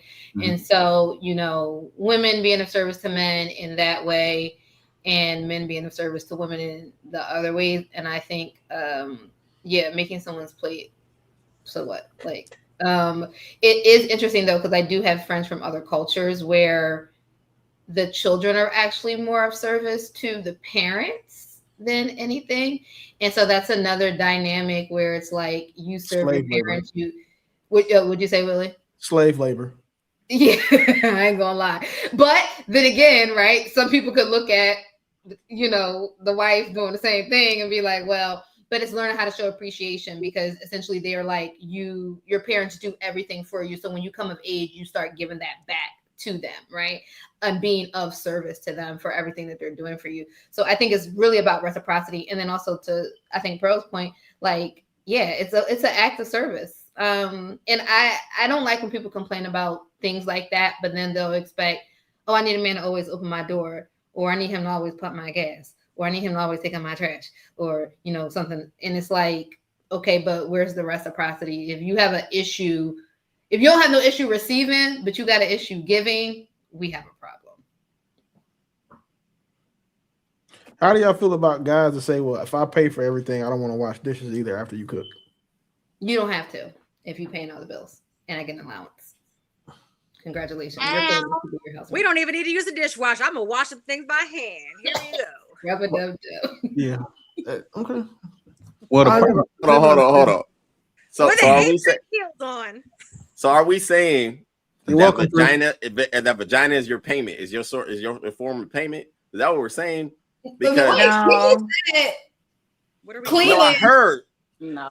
because I'm trying to see where the transaction is happening. Like it's a tangible transaction for me. Like you get to see, like you get to take what I give you and go to like multiple retailers. I can't take your bedroom, exchange and go cash it in for no like rims. Wait, how we get to the bedroom? Because I'm asking, is vagina true? I think the transaction. Bedroom comes right after that, honey. Yeah, the transaction was that you don't have to wash dishes. She cooks and she washes the dishes because you pay all the bills. You pay for everything. Yeah, but I also would say that for a man that pays all the bills to, at least these women, they also are probably going to get the extra when they go to bed too, because it's like just the next phase and what happens. You don't gotta wait till we go to bed. Hold on 1 second. Give me a 5-minute break from dishes real quick. Okay. I don't want dishwasher hands touching me, so oh, trust me, you want it. Who said there's hands involved? Oh, never mind. Sorry. See, I don't have nothing to do with that part of the conversation. I'm just saying, like, wrinkly dishwater hands. Like, watching my old lady like wash dishes after she cooks, and then like wash them by hand. I like low key like that's crazy. I Dishwasher think really picky, y'all. Hmm? I said I think you picky. For sure. Ain't nobody thinking about none of that stuff. None of Willie, are that. you OCD? None of that. I think Willie said that if she pregnant, Dishwasher. Well, I didn't say I'm not turning it down. Obviously, I'm not turning shit down with my collar. However, if I see like your hands are all wrinkly and shit, I'm gonna give you a minute to who the hell looking at the hands? me. The only time I look at That's why I somebody's said, hands, Look at it, but nigga, I just saw you washing dishes. like the only time that I look at somebody's hand, like for real, is But I'm trying to tell the age. Usually look at the back of their hand. But y'all Yeah, said you gotta look at the neck for that. Yeah, you gotta look at the neck. It all depends on the that 40-year-old neck. Yeah, but it all Hey, depends watch on the it. I'm 49 over here. What's wrong with y'all? If they're in Atlanta, you gotta check the neck, hands, and feet. You can check that there like in my question came from the fact that you said if he pays all the bills, can you expect her to wash the dishes after she cooked? And then BK said and get an allowance, and I'm saying okay, let's say that's the scenario. So I'm saying with all of the privilege you're getting, I'm getting dishes washed that I'm paying for you to wash, which that's crazy to me.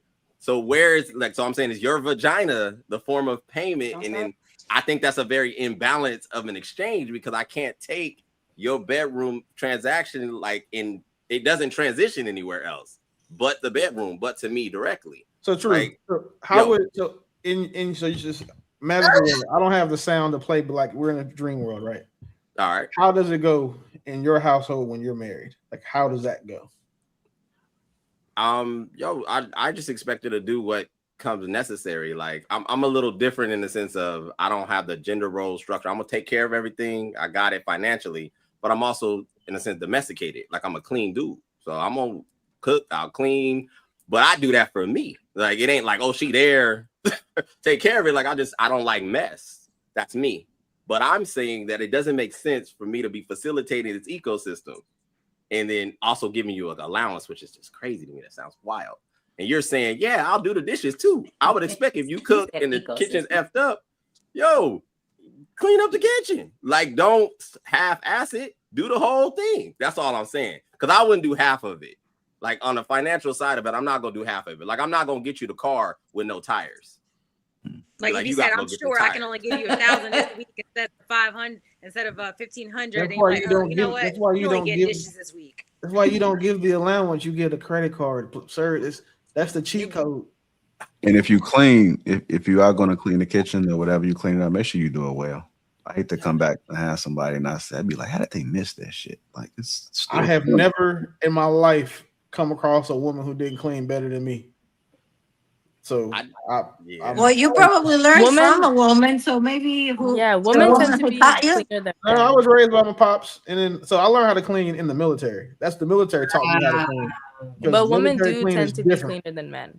Yeah. I wouldn't. Not military. You do the finger space and your closet with your handlers. Military clean does not. Military clean is different. Yeah, if you've never had to do a room inspection for a military, standard, your beds, the weight, like oh my god. Yeah, it's different. Yeah, that's making up your bed and shit. That's not cleaning. That's straightening. I'm talking about like getting on dust boards and not the. It has to look a certain way. Like you're not finna settle for it. Like it got to look pristine. Oh no, like I don't care about as long as like it's clean. I don't care about my bed not being made. That was one of the first military habits I kicked to the curb. I don't give a shit about that. As long as my shit is clean and smells good, I'm simple. Like my woman is, gonna have whatever it is, she cares about. Like she makes the bed and stuff. That's cool. But for me, and then too, I'm gonna be back in that. I'm gonna get out of bed by 8. I'm gonna be back in that motherfucker by 11:30. So like, why are we making it for 3 hours and no one's in here? How y'all feel about people that shower in the morning? They just come home and go to bed. It should be part of like hygiene. What do you mean? Wait, there's no wait. What? Are we talking about people who just take showers and don't bathe at night and they go to bed funky? Oh no. Yeah, we're not going to bed. They shower in the morning. Oh man. No, you shower at night and in the morning. Yeah. Exactly. Well, shower I've had every other day. conversations with people, and it got kind of heated because I'm just like, you gotta take a shower at night and in the morning. Mm-hmm. Yeah, that's how we're supposed to be. Yeah, I because mean, you're I'm going okay to your if you bed don't take Hours it. at night, like sweaty. 4 in the Like, morning. Well, it all depends on if you're a sweater at night, but I mean, you can take a shower. Even if at you night. don't sweat. You can Taking carry a on shower- in the morning. But even if you don't sweat, it just feels right to just like shower before you're going to a place. It's like your wake up call. Yeah, I don't know. I don't know. Going to bed That's funky. just weird. Like going to bed, I couldn't see being with a woman who didn't take a bath at nighttime. Like I'm not eating all day. Ew. Like Not I don't even wanna- I eating don't that. It's wanna- like the allergens through the whole day does dealing with people, germs and stuff. Man, Like you we have to don't take think that it- into your bed. we don't think about the allergies. We think about is our woman clean enough for us to have sex with? And if she has not taken a shower all day, a lot of us, some of us, they like their women to be a little Little tart. yeah, a little tart. But for the majority of us, we're thinking like, and then two, we were raised like, what black household can you not take a bath before you go to bed? But what say? He said it ain't no pee if it don't stink. No, ew. Yeah. Say, if it ain't, Boy, no y'all thing, wild got no today. twang. No. I'm gonna move on to the next topic, but a telltale sign if a woman doesn't know how to cook and she's cooking is if she has an explanation after she gives it to you. What? This ain't my best. Like this ain't like normally it's better than this. Oh, okay. Oh yeah, that's true. I can see that. Yeah, if they come with explanation. I've definitely had that happen to me Yeah, because before. people that Oh cook, my they God. just Yeah, they a know it. disgusting disclaimer. Yeah, they gotta come with it. This whole disclaimer, like it ain't my best. Shit dry as hell. Anyhow, let me go get to these super chats right quick. Sir Shy, $2 salute to the panel. Will for another 40-point game. Brother Noomsy, $3. Also a member super sticker. Thank you. Sir Shy again, $2. JR. My guess is her box is bad. No Kegel exercises. Mr. H, then 1822. Remember for 44 months, man. Salute to you, man. That's a long time. Appreciate your support, brother. And we got, what's that, Shaka Carter? $39.62, $3 super sticker. I want to thank everybody that's contributed to the platform. The best way to support is hit the like button. That's all I'm asking for. Let's go and move on to our next topic. Y'all ready? That was fun. Let me position us really quickly. Go. Why women don't want to date you anymore. Study just came out and it said that most men today are more compatible with other men. No, I am not coming for your sexuality or calling you gay. Based on your education level, your emotional intelligence, your income level, your communication skills, you are more compatible with your bros than you are with the woman that you want. It went on to say that women are dominating in these 4 key areas and it's affecting the entire dating market. My goal is not to bash you, bro. My goal is to just bring you awareness so you know what you up against. First and most obvious one is financial independence. Biologically, historically, bro, women mate across and up.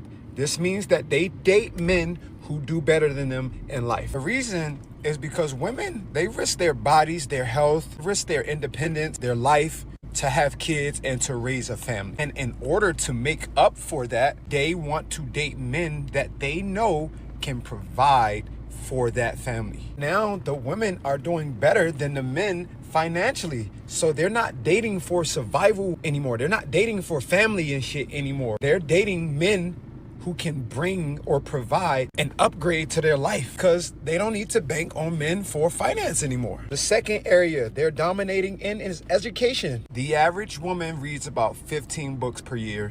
The average man reads less than 7. Now, this is deeper than some fucking books. It is simply an indication that the knowledge and education gap is growing. And now conversations aren't even intriguing. You get on that date, you get on that phone call, you have nothing to talk about. If you can't stimulate a woman's mind, you will never get to her physical. The third area is emotional intelligence. This is probably the biggest one, fellas. And it is so bad that there's this proposal called Red Shirt the Boys. Scientific evidence backs the idea that delaying when boys start school could improve academic and developmental outcomes. Basically, they want to keep all the young boys back a year or two just to keep up with women. Let that sink in. And then the fourth, and this one is obvious, but just health and self-care. Women on average go to the doctor more, typically take care of their skin and their bodies more, and just overall prioritize their health and their well-being more. Now, for the men that got even a little bit of money, a little bit of emotional intelligence, go to the gym and take care of themselves, the dating pool is vast for us. This shit is easy. The competition is super low, fellas. So, hope this video helped.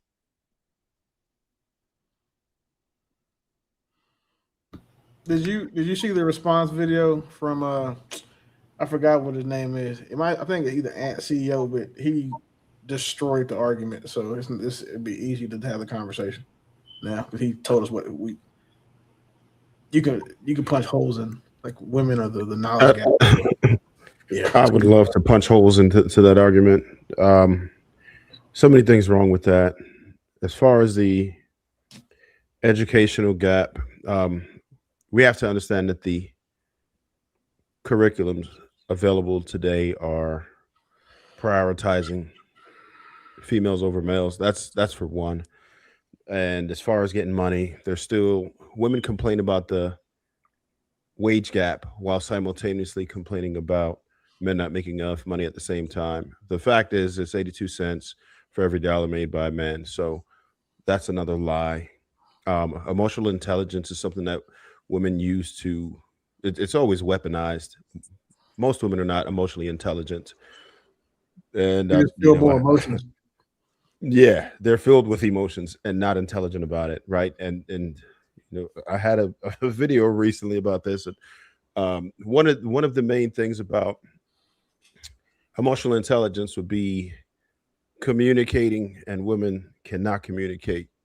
If you are expected to read a woman's mind and pick up on all signs, all social cues, you're not communicating. That's actually stupid and backwards when you could really just say what's on your mind and speak to someone else like they're a person who you would at least give the credit to understand you. So that's another fallacy. I could keep going. I'm gonna let somebody else get it, but I'll revisit in a minute. And he what he did was he tried to make a point about the education gap or the knowledge gap between men and women, and he used that. He referenced how many books people read, right? The good thing is women don't read books to learn. Women largely reading books about being entertained. They read fantasy books. They read smut novels. They read the same type of shit they watch on TV. So they're not reading anything about calculus or business strategy or advanced thermodynamics. They're reading about Linda from the grocery store fucking the box boy in the car because she hates her husband at home because he works too much. They're reading about shit like that. Because if he had used the college thing, being enrolled there, then where that argument would be opened up to hole punching is that women do go to school more than men. They enroll in college more than guys, but they're getting bullshit degrees. They're getting degrees that one, they're in finishing, and two, they're not finishing a lot of the degrees either. And then he was smart to leave off the home ownership part because we also know that women are the most foreclosed on and the most evicted group of men and women in the Black community. So he took talking points that he could use and he could spin a little bit and say, hey, I'm just telling you guys you're more compatible with men because the reason why men are so compatible with men is because we are men. That's why. We are still compatible with the women that we like because we have things in common with those women. So he tried to take the Derek Jackson with a little bit of Yada Awakening with a little bit of Poppy Chulo and then put that shit into a video of average nigga in a Hyundai Sonata, which is just don't land. What would be considered a BS degree? Any degree that you have to spend more money getting than is going to help you earn. Mm-hmm. Liberal arts, liberal ethnic arts, studies. Going to University of Texas, spending $200,000 to get a degree in English, to go be an English teacher to make $40,000 and never pay off your student loans for 40 years. That most art degrees, sociology, all the soft sciences that people go get degrees in and then get out of school and can't make money. Like if you look at some of these clips, they have like advanced theories of women in horror movies. It's a degree. Like who the fuck created that? So I love statistics and information. I'm a researcher, so I don't know how you just said the average person makes 65,000 a year and they don't. yeah, the average person across all America. Now we went, and this is what I'm about to get to. Let's just talk about Black people, right? The median income for a Black male is 55 to 60. Yeah, well, no, it's now. Well, last time I checked, it was $52,000, and for a Black woman, it was $49,000. So we're talking about a gap of $3,000. So when he was like, "Oh, they want to date across," the average are like they're making the same amount of money just about by the time you. The difference, though, is that unfortunately, Black women carry typically heavier debt than Black men. So that's something that people don't account for, is that unfortunately Black women are carrying more debt, and some of that is schooling. So Black women do go to school, right? And I would tell anybody who's watching this now or later, if you are going to get one of those soft degrees, please go to an in-state college where the tuition is less than $10,000 and you're not strapping debt more than what your 5-year income trajectory is. Please, I'm begging you. Don't go to unless you have connections and your best friend mom owns an art gallery and she's going to hire you. Please don't do it. Okay. So that's just one thing. So that whole thing about income and education, there is a gap, but it's not relating to income, right? So while yes, Black women are more educated, they carry a large percentages of bachelor's degrees and all of that. To his point, right, Willie's point, they're getting educations and things that aren't going to generate the income to make up that difference. So they're stagnant, like income wise, to what I'm saying Black men are doing. That was one thing. The other thing was, I agree with the emotional intelligence thing. I think I have an opinion that most people are trash, right? And that's just what I see. I'm not gonna lie. People have this thing like, oh, people are good. No, they're not. People are terrible. And that's just, based on my religious beliefs, because the Bible says, you're all deceitfully wicked and all the things, and we need saving from Jesus because people aren't good people. So for me, I look at it that majority of people, right, are not positive people, and they have to learn to be good. People don't do that. And that's why we end up with people thinking that they're emotionally intelligent and they're not, or that they are logical and they're not, or whatever, is that most people just aren't. So it's not that we're the most educated, it's that we're the most enrolled and graduated. So no, we are the most educated with as far as bachelor degrees go, Black women, right? So but the education doesn't translate to income, and I think that's where people are missing it, right? Because like Willie said, you're getting educated in a degree and spending that much money, and it's not translating to upping your income, because Black women are getting too many degrees in income, and like too many degrees where their career path is not going to elevate them financially.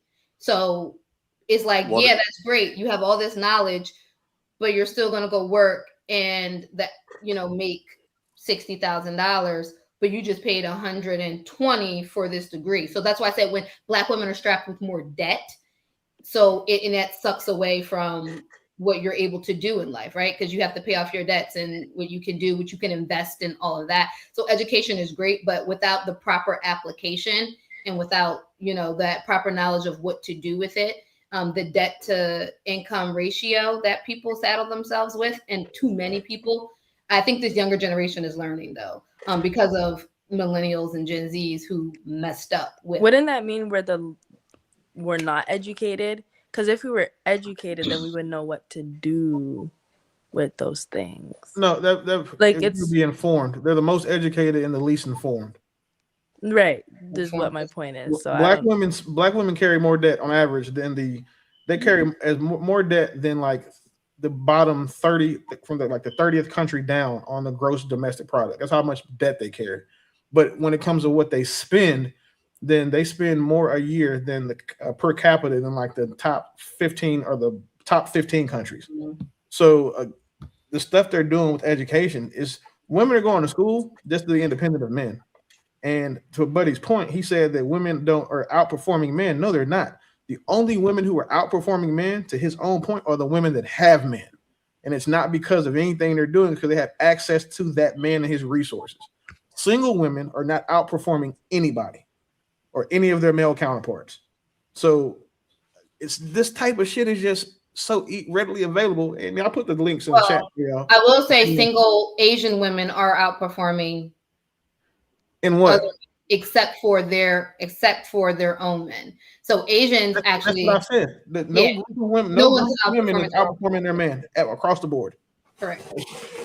And again, for anybody that cares to be right, I put the sites, the links to the sites in the chat and in the back chat. But women aren't outperforming men. The wage gap is not based on their gender. That goes to it's based on the work they choose and the roles they take, how much time they take off from work, and then more importantly, how agreeable they are to salaries. And hiring women is so much easier than hiring men, because I know if I offer BK and True the same job, I can get BK to take less money. Not me. She's not going to come in and ask for the money that she's earned, because one, most people even know how to look at it. They don't know how to figure out what their pay bands are. They don't even know to ask those questions. True, you're going to know that though, because men typically are just more disagreeable. Even if you didn't know about like how to ask the pay band question, you're going to be like, so hey, what's the top end of the range for this? Where do you see that I fall? Women don't ask those questions. They're just happy they got a job. They don't need a nigga again. And they'll settle for something like the type of job they'll settle for a job that's attached to something of notoriety. What I find oftentimes is that even to tout this the degree or going to college, which is great, good, get your education, be smart, but the disparity is not even broad enough to really brag about. Numerically, there's more women than there is men. If you're talking about just the Black community, but there is more women in the Black community. 100, there definitely is. Okay, well, if we're talking about the Black community, there's like 2 million more women than there is men. Numerically, just if you just chop that even in half, if they all went to college, you're gonna outpace us, but it's negligible, especially if you talk about bachelor's or more. It's like 3% from the last time I looked it up. But it doesn't account for, again, what you take home, maintaining lifestyles and so on and so forth. The simple fact is that I believe that this is a new phenomenon for women who were born past 1980 or so, the new independence. So basically, I've met more girls who work at Fortune 500, and then you ask her what she does, and she's a glorified receptionist. Like, she gets coffee, but she's not moving nothing. She's not VP of marketing. She's not necessarily overseeing, a position of prominence. So therefore, you have a job, great, good, but then you also are being paying the highest taxes because you're an employee. And we can put it apart, but yeah, I'll end. I was going to say, he said, I can't remember exactly what he said, but because I really, I just feel like he's just saying things. But he was talking about compatibility. So is he saying that this is why men are more compatible with men? He's saying that men are more compatible with men than they are women, as if that was saying anything. Yeah, because there was he's trying to say that they're like DL. No, he said that he wasn't saying that, but that's not an argument that he should be trying to make, though. So. Well, yeah, because that's not the first time I've heard that, and somebody had made a comment before on something stating that on another viral video saying that this is, women don't understand men. This is why there's so many men rather just hang out with their boys and not be around all these women. So then you want. I understand. I got the brotherhood with, my boys too. The only thing I would love to be around them all the time, but the only thing, I'm just not gay. I was just trying to understand what exactly he was kind of saying, because I feel like you guys are the same sex. It is a compatibility brotherhood. You guys understand each other's thinking, but it's no different than a woman understanding her female friends' level of thinking and loving to have that kind of relationship. I don't know. I just thought maybe there was a little bit more to it than that. I don't think he did a good job articulating his point, because we are definitely the society that is now is very different than 75 years ago. Most dudes dealing with women now, and it's just across the board, they're dealing with a different perspective of what women believe they are, not understanding that they're still women. They're not really better than the women of the early century. They have more options. They have different lifestyle, but it's created this energy that a lot of dudes are combating, basically off the strength that they really do believe that their life is vastly different for whatever reason, because they have jobs, because they can have a credit card, which is so wild that they use that argument point, because men didn't even have credit cards at a certain point. Credit was it's a very, very new concept. Used to issue credit by your name and having a job or a family name. But, you know, I'll leave it there. And he another point that he fell out. He used a little red jacket. I mean, the red shirt boys thing, talking about there's an idea that if you put boys in school better, they'll do better. It's not to keep up with women. It's just so that they can have similar results as far as in the school system goes. But the issue with schools has been identified, I don't know, for the past 30 years, that you can't teach boys and girls the same way because they don't learn the same ways. And in schools, you have kids, you're telling boys to sit down for 8 hours a day, focus and pay attention. And boys have shorter attention spans than women. We're more inclined to be active than women are. So you want boys to conform to being taught in the same manner that women are. Women thrive in that. Women thrive in office spaces. That's why most of women are HR. Like, that's where women thrive. So like, he cherry picked some talking points from whatever like symposium that all these guys attend and made this video.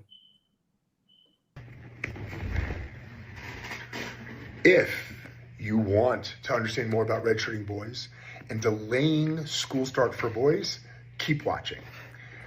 The crux of this issue revolves around certain biological facts and realities that transcend our emotions and feelings about them. This whole issue is about the maturity gap between boy brains and girl brains at the same age. This is a neuroscience reality. Male brains develop more slowly than female brains, especially in the areas that enable or are geared towards traditional classroom success. Those are the areas that deal with self-regulation, planning, future orientation, emotional and cognitive regulation. The biologic fact is also consistent with survey evidence from around the world that this is simply the way boys are, and they are different. And the truth is, if you have ever put boys in this system, is that the educational system from the get-go, from kindergarten, is generally tilted in favor of the style and developmental tendencies of girls. And therefore boys, when they are entering at the same age, have a much higher rate of being labeled as problematic or different when they are simply just being normal boys. If you want to learn more about this, if you want to read more about where this is from, including all school start for boys, keep watching.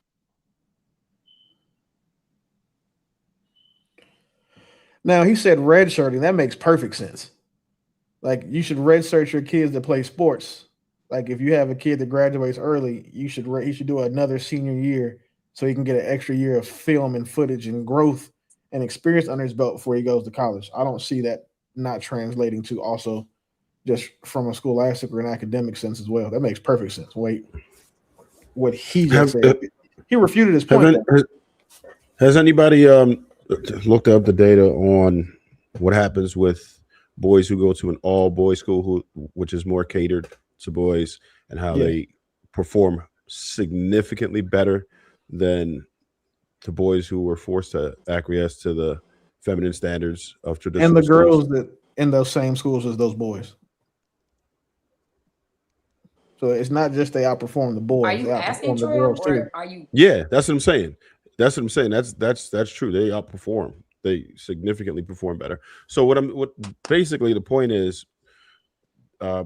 we have to make some sort of a change in the way that boys are taught in school. They're at a great disadvantage from learning in a school that has been prioritizing girls over boys. The entire structure is designed now for females over males, for sure. Let me get we can't hear you, Jay. You on mute, just so you know. Sorry, is this a certain age range? No, I would just say from the beginning, I don't think that we should Kindergarten. It was kindergarten, 8th grade in the study you're talking about. Oh, okay. Yeah. I was gonna say it makes. Well, I'm makes saying they sense. should do it all the way through high school. They really should. Yeah, I would say like there's a lot of distractions though also. So like if we're talking about issues with learning, with the distractions with females, I was just kind of curious, like hormones, depending on what the age range was. I can only speak for for my culture. I was not born in this country, so back in my home country, to get a good education, you had to go to private school. For the most part, they're, all girls schools, and then the boys go to all boys schools. And even though we are within the same pavilion, we have different buildings and we get out at different timing. However, I'm 4 years older than my brother. And because of his birthday, some way, somehow, he ended up being, a freshman in my senior year, which it was kind of weird for me. But by the time he graduated, I was, just halfway through college. And he was mentally, I could see that my brother was pretty much at the same level. We could have a very grounded conversation. He was very career oriented. He graduated from law school, actually, because I got into motherhood, so I had to pause my education. But like, he has been very successful, and I could see the difference of how my brother went to school and the way he developed and the kind of friendship that he maintained to this day, to my boys being in the mixed school system. I definitely can tell the difference. Go ahead, Bo. I'm not sure if you wanted to comment on this or something we said before. Yeah, because I was watching and I noticed no one ever really, like, y'all talked about how women carry so much debt and how we're educated, but we spend too much and all of it, whatever. But we like flew right past the point of men are more suitable for men than women, per everything that I've heard men say on social media and on these panels. Like, you all prefer to hang out with your men. Women are too illogical. We're too emotional. We're all of these things. We don't do this and we don't do that. So many complaints about women, but like, y'all get along so great with your guys. And this is not like attacking any man's sexuality. I just really feel like y'all could date men and then just have sex with women. Like, I think that is a very fair, because you all are sexually attracted to women, but you don't like them. You like men because you see so much value in men. You don't see the value in women. We're so terrible. Then date men and have sex with women. And it's not attacking anybody's sexuality. Y'all know I don't play these sassy games. I don't call men sassy. I don't think that men are gay just because, they say certain things about women. I just feel like all of the great things I hear about men and all of the terrible things that I hear about women, we're only a hole in a uterus. The only thing we're good for is carrying babies and washing dishes. Go date your guys, have sex with us and babies. Problem solved. Ta-da, everybody's happy. Nobody said anything about that whole thing. That's not problem solved at all. That actually makes your problem worse, because you guys are already just getting fucked now without somebody to look out and protect you. So if dudes start dating men, then all you guys will ever get is fucked and pregnant. No one's going to protect you. That's not, but you guys aren't thriving now either. So I didn't say I never said anything about thriving. I just said you don't have to. Your problem. It's baked into your argument. Because again, what you just prescribed would make shit way worse for women than it actually is now. And to men's benefit, now we ain't got to deal with y'all outside of we want some head or we want some vagina, but we don't need y'all to survive. We need y'all to reproduce. Y'all need us to survive. So if you're not having us now outside of a sexual capacity, you're over. Debatable. But my thing is, we can break it down and prove it's a factual argument. I didn't. Hey, but my whole argument was not for like women to be thriving. I'm trying to solve men's problems. You all have such a problem with what women are doing. Just go date each other. We will solve the problem of whatever you think our problem would be. But my thing is, the only thing we getting is dick and bubble gum anyway. So I'm just like, why don't y'all just be real? The only thing that y'all want from women is sex. And then we could just solve that problem. If we have these conversations early, hey, this is all I want from you, I don't want nothing else, then the women know what to expect and they can move accordingly. That's just, I think that solves a big problem. I wish it was that simple. Unfortunately, most men, I say unfortunately loosely, most men actually like women. So I get it. It sounds like a hyperbolic solution, but there is common camaraderie amongst the sexes. Women tend to vibe with women because y'all understand each other's cycles and all the things y'all go through. The 86 bras you need one for the morning, one for the gym. Y'all get all of that crap, and that's cool. It's no different with us amongst each other, but there's a limit. Like, men like each other, love each other, but there is a limit. There's points that we don't necessarily want to share across. Like, there's just certain things we just not gonna do with each other, and that's fact. That's where women come in. So I can't endorse that men are reducing y'all down to just the sex, to just the fact that you have a vagina. I can't say that that's actually facts. Because that argument, it mixes up two completely different things. Having more in common with men is why we can have, longer, faster friendships, but that we're not attracted to them. And like, we might relate more to a man because we have more in common with them. But again, that doesn't mean that we should be sexually attracted to them. That's like saying I should date my best friend just because we get along the most. Compatibility and attraction aren't the same. So the conclusion doesn't follow. It's a non sequitur. Wait, Willie, I need you to rewind, because I specifically said, I am not talking about you all being sexually attracted to men. I'm not attacking your sexuality. I know that you are attracted to women. I know that you want to have sex with women. I know that you don't want to have sex with men, unless you do. And then that's fine by me. But I am strictly talking about the homosocial part of what men do with each other. Like, you all socially prefer men over women, because I constantly hear complaint after complaint after complaint about women. All I'm saying is, it would be better if you would not terrorize women. And this is just for the guys that do, because I do know that there are a lot of guys that do like women. But what I'm saying is, for the guys that don't want anything with women except physical, you should go date men, and then just have the physical side with women. You can't say that homosexual, you're just homosocial.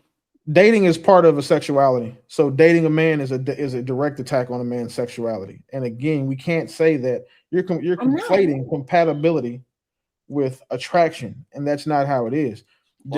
Women are homosocial as well. Women prefer hanging out with women. Women prefer hanging out with women than hanging out with. They chose a bear over a fucking man when they were in the woods. So neither sex is more homosocial than the other. So that's not a that's not a thing unique to men. Women are like that too. Women, you guys are more compatible with other women. Y'all have things y'all can talk about, y'all experience that we will never get to go through. The same for us. So it's not even a real issue. Because when you have the conversation as if men should do this, well, then what should women do? Should women just date women and then only go get with men when they want dick? Because again, if that's all that you guys can get from a man, you can't get his protection, you can't get his respect, you can't get his provision, you lose and the man still wins. Well, the conflation comes in is the fact that to interact with women has different rules. And the reality is, most women, I would assume, and I'm painting with a broad brush, most women are not going to entertain interacting with a man without a benefit. That just seems to be common knowledge. So even if it was presented that, you know what, baby girl, all I want to do is bang you out every now and then, you cool with that? It's just not working that way. The social rules in exchange provides us the mandate of having to interact with you. And I think what men are complaining about is that women are moving the rules. They're moving the goalposts. Like, that's what I'm saying. Men love women. Most men love women more than just the sex. The problem is that they're interacting with women, and women are changing the social rules. You're having us still do majority of what we've been doing and some, while simultaneously taking away the privileges that we should be getting. So it's almost like, where's the reciprocity, as BK said earlier? Go ahead, Bo. You know, the greatest part about that is women change the social rules for us. You know, it's really great. You could also change the social rules for yourself. Like you could just be like, if you are going to do this or you're not going to do this, then that means that I'm not going to do whatever, right? You can also change your social relationship with women. You are allowed to do that. Absolutely. So that's not like I don't ever want anyone to think that like I am for women changing their social status or their social relationship with men, but men still having to be this traditional man. Because if woman's position has changed, then you need to renegotiate your position as well. I Why? 1000%, I 1000% agree with you, and that is exactly what's happening now. See, before most of these spaces became a thing, men did not understand what you just said. I've understood it. I'm sure Willie has, and even Trev. You have to navigate your world different as a man. But this is brand new information to most dudes. Most dudes never walk through the earth assuming that they can actually demand, command, and request things from women. They just thought, I do these things. She's supposed. I'm telling you what. If I'm telling you what I know, Bo, most men really thought that I do these things and it's supposed to counteract her response, not understanding that it never works that way. You have to literally curate your environment, sir. Men are actually doing that right now. I'm so proud of them. And I'll end. Why would men need to change their circumstances just because women change theirs? Because y'all's got worse. Like things are getting worse for women. Things aren't getting better for women. Things are getting worse, and women are the driving force behind it getting worse. Because if women were to adapt their social rules to what works for men and then what would also benefit them, they'd be getting better. However, that will go against this whole idea of being independent, being equal to men, all of that stuff that women keep trying to push, and no one is doing that. Men, we're still winning. Like the game is, we have the head starts in all the places you guys don't. We're leveraging them. We're earning more. We make more. We have higher marriage rates than y'all. Like so, everything that we can judge ourselves off of that matters as far as having a happy, successful, and thriving life, we win. So why would men need to be the ones to adjust, and why shouldn't women? No, what I'm saying is that both people have the ability to adjust, and both people should adjust because there's obviously something that is not working for women. And as men, you all do not care what is not working for women. Now I get the whole, I get some women are very outlandish with their desires and they want everything and don't want to give anything. I know that women like that exist. That's fine, that's great, but those are not the women I'm talking about. As women in general, there are a lot of things about traditional relationships that do not benefit us, and we would like to change some things. But you all also, like, if we have to conform and acquiesce to you, you must give something too. It's not just for you to say, this is what women need to do.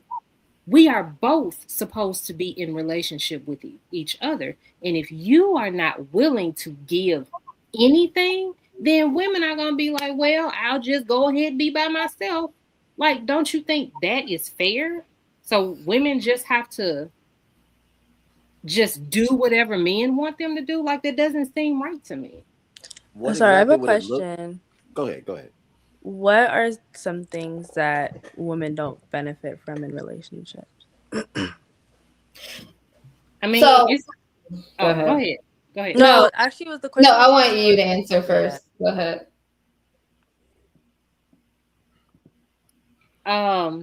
I personally can't answer for all women. It's different for a lot of women, but this whole, I don't know. There's so many different relationship dynamics. I'll just speak personally. I cannot speak for all women. Personally, I don't enjoy being a woman that works and then having to come home and work and be the only person that works. And I pay bills in the house and I have to go and work 10 hours a day or whatever, because that's my usual day. So like I don't enjoy having to be equal with my man in the workplace and then having to be unequal when we get home, and it's still like this traditional relationship dynamic. So is that like, so that's the only thing, like if you were to, I guess, like work but then also like be doing all the chores in the home basically, right? Say what? So what you're saying is like what would be like the unfair thing in the relationship would is that you're working plus like doing all of like the home tasks. Mm-hmm. So okay, cool. True, you talking on mute? Well, I'm sorry. It's confusing to me to hear that, mainly because women have always worked, always, since the beginning of time. I understand what both said. I guess for those very rare situations where a man decides that he wants to employ you, you know, on a personal level, like I'm gonna eliminate a job, therefore your job is to create services within our household, however that looks. Cool, that makes sense. Reality is most women will never experience that. 80% of women will always work. So if we're dealing with the equation of majority, I don't understand again how you're saying it's not fair, because there is never a 50-50. Even if we split, let's say, the rent or the mortgage, most of the time the man is facilitating, especially financially, more dates, more celebratory things for you, more pampered treatment things for you, more maintenance things for you. It is not split down the middle in most cases. I don't see women that are taking their paycheck and paying for his haircut while he pays for her nails or whatever. I don't see when dates are being facilitated that she's equally picking up the tab. It doesn't go down like that. So even if you was to park your resources to something like just rent and y'all split that, most of the time we're still absorbing majority of the things monetarily that are occurring while simultaneously facilitating our natural position in this relationship.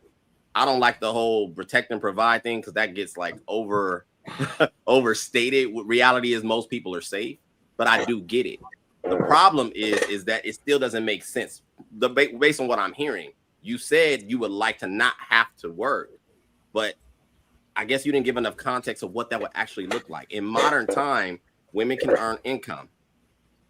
That's just how that goes. Now, I agree. You go ahead, Bo. I want to have a dialogue because I'm confused. I really am. I don't That wasn't what understand. she said, though. She didn't say that she didn't want to work. She said that she didn't want to work and then come home and then have the same responsibility to be have the housewife role when she gets home, take care of the kids. The kids ain't have a bath yet.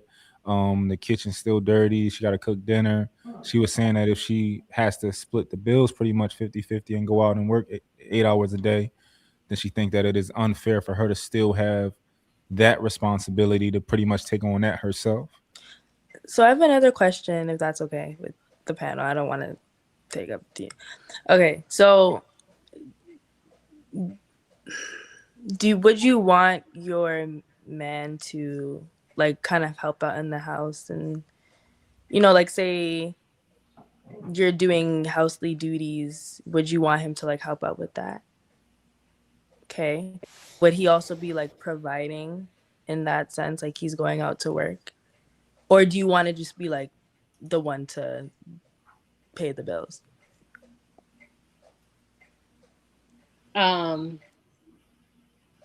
So I've only been married once. It's really just however the money works. Unfortunately, in my marriage, I made most of the money.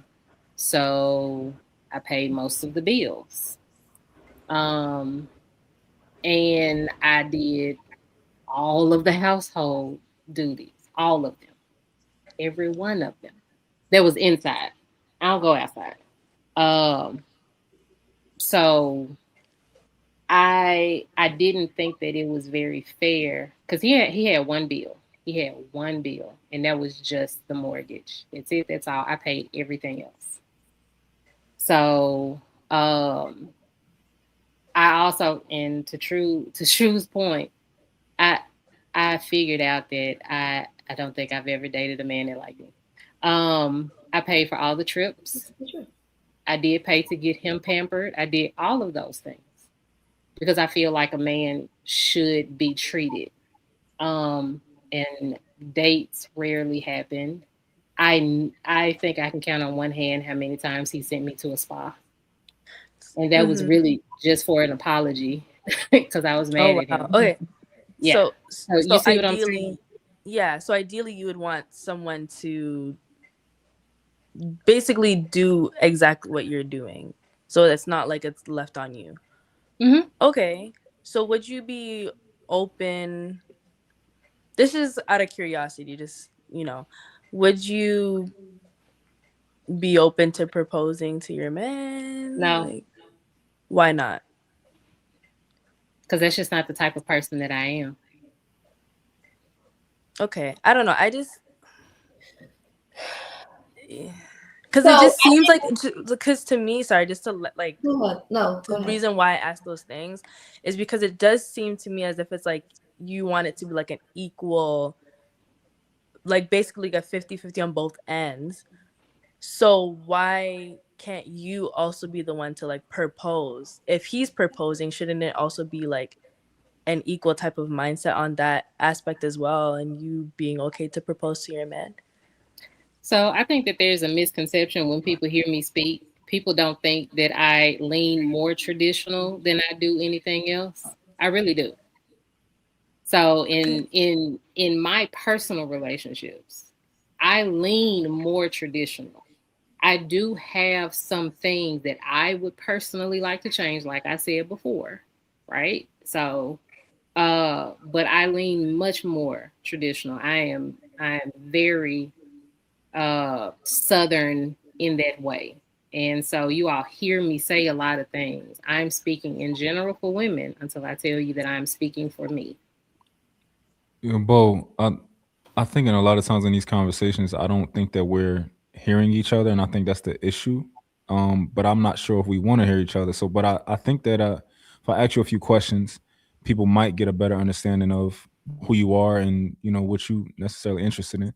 So, if me and you were together, right, and I was like, "Yo, I want to pay all of the bills," would you have a problem taking care of managing everything inside of the house? Mm-mm. Okay.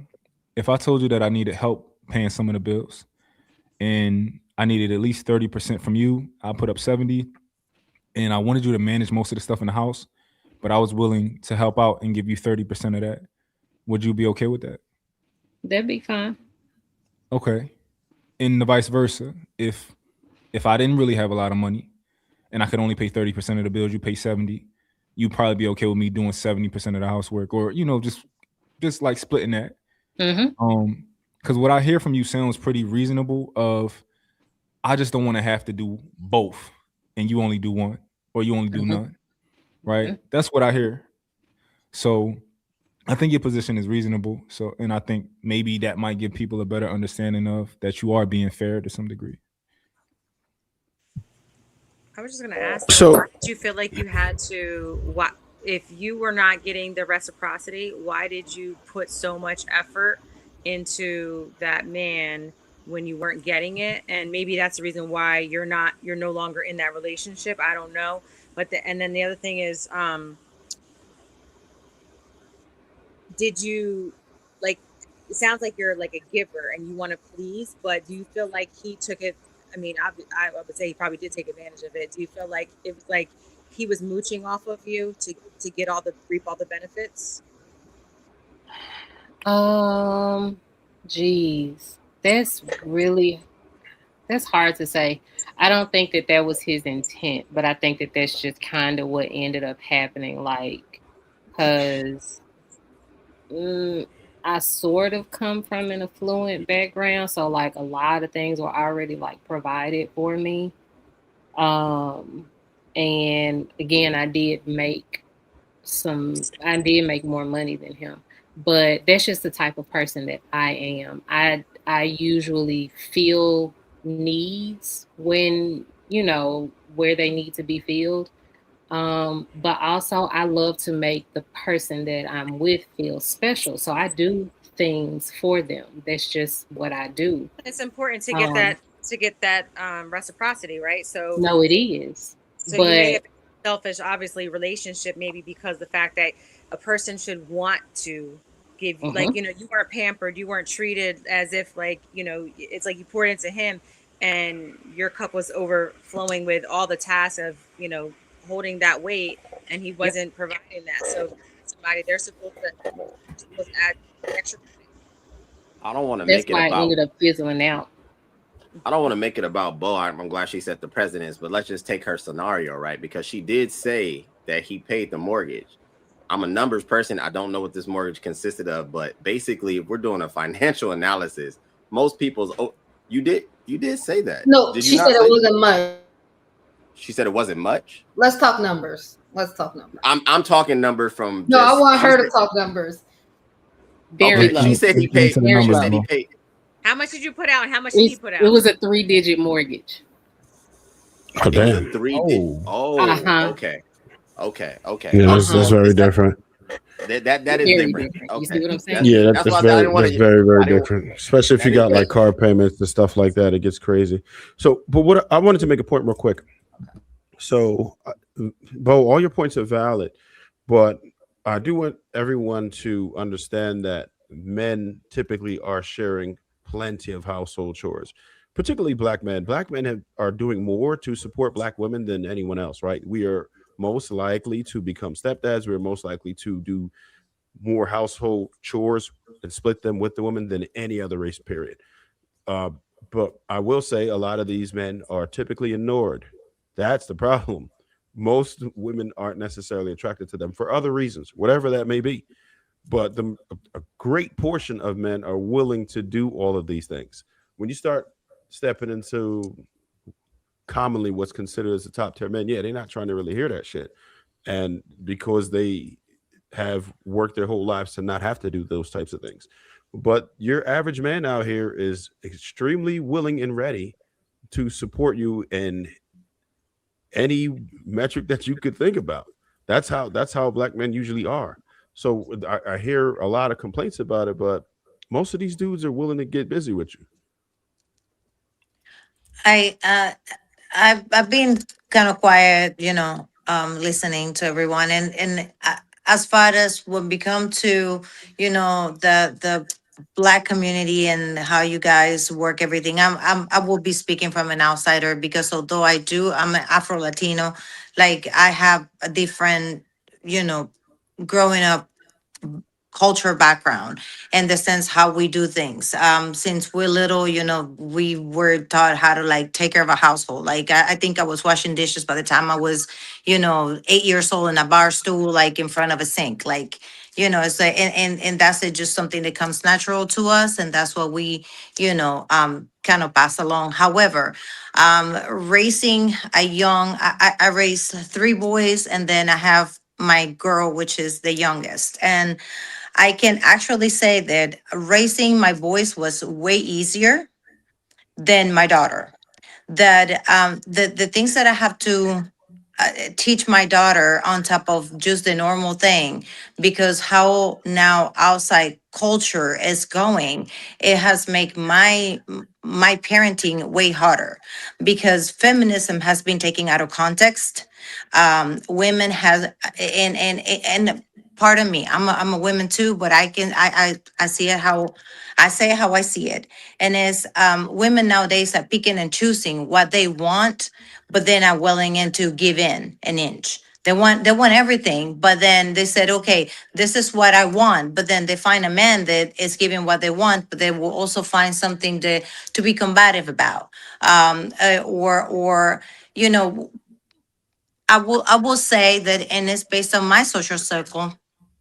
We mostly have come from, you know, divorced parents, and so, you know, most of them have not been taught how to be a wife or a husband because they were in split homes. So they don't have an idea of what, a marriage look like. So when they get into one, they're just learning as they go with it. But also when it comes to emotional maturity and communication skills and heal traumas, those things don't get sorted out. They kind of like, they just go with the flow, and then they get into these relationships, and then boom, things are clashing because certain things are not being spoken for it. Budgets have not been figured out, and all those things. I married young, so I learned financial literacy like way down the road. So from learnings from those mistakes, then I was able to taught my boys how you can manage and rule a household going forward.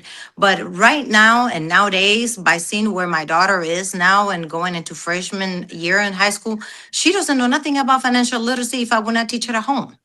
So majority of those things that there will be, that will create a successful relationship at the house. And nowadays, unfortunately, women are having kids that are being raised by the school system, and they're being left at home because they're too busy socializing and worrying about what Mrs. Jones is doing so I can match it, or working extra hours so they can buy this, brand name purse instead of being at home and teaching that child so they can be secure and have, a strong foundation of when becomes an adult, what is to take care of themselves and be financially independent.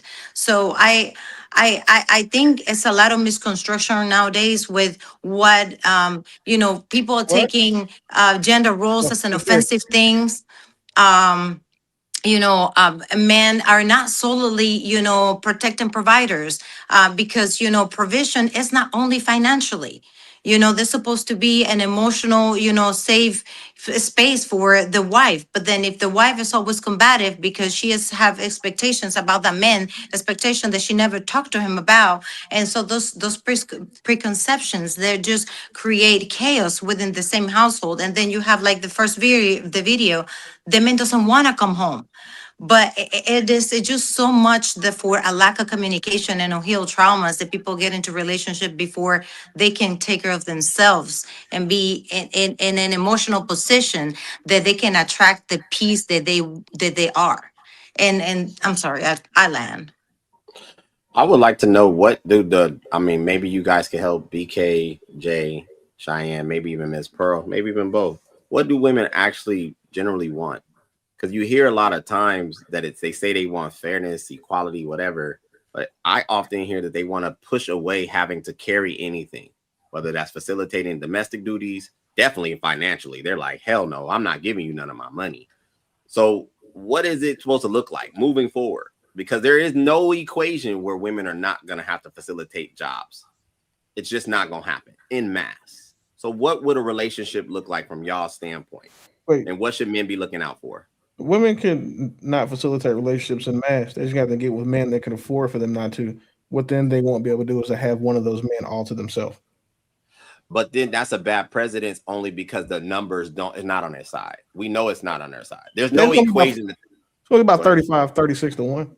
I mean, that's what I'm saying. So if we're talking in mass, we're serving, a huge sample size. Most women are only going to be able to acquire your everyday working regular dude. When I say regular, I'm somebody you can touch, somebody you get it. Okay.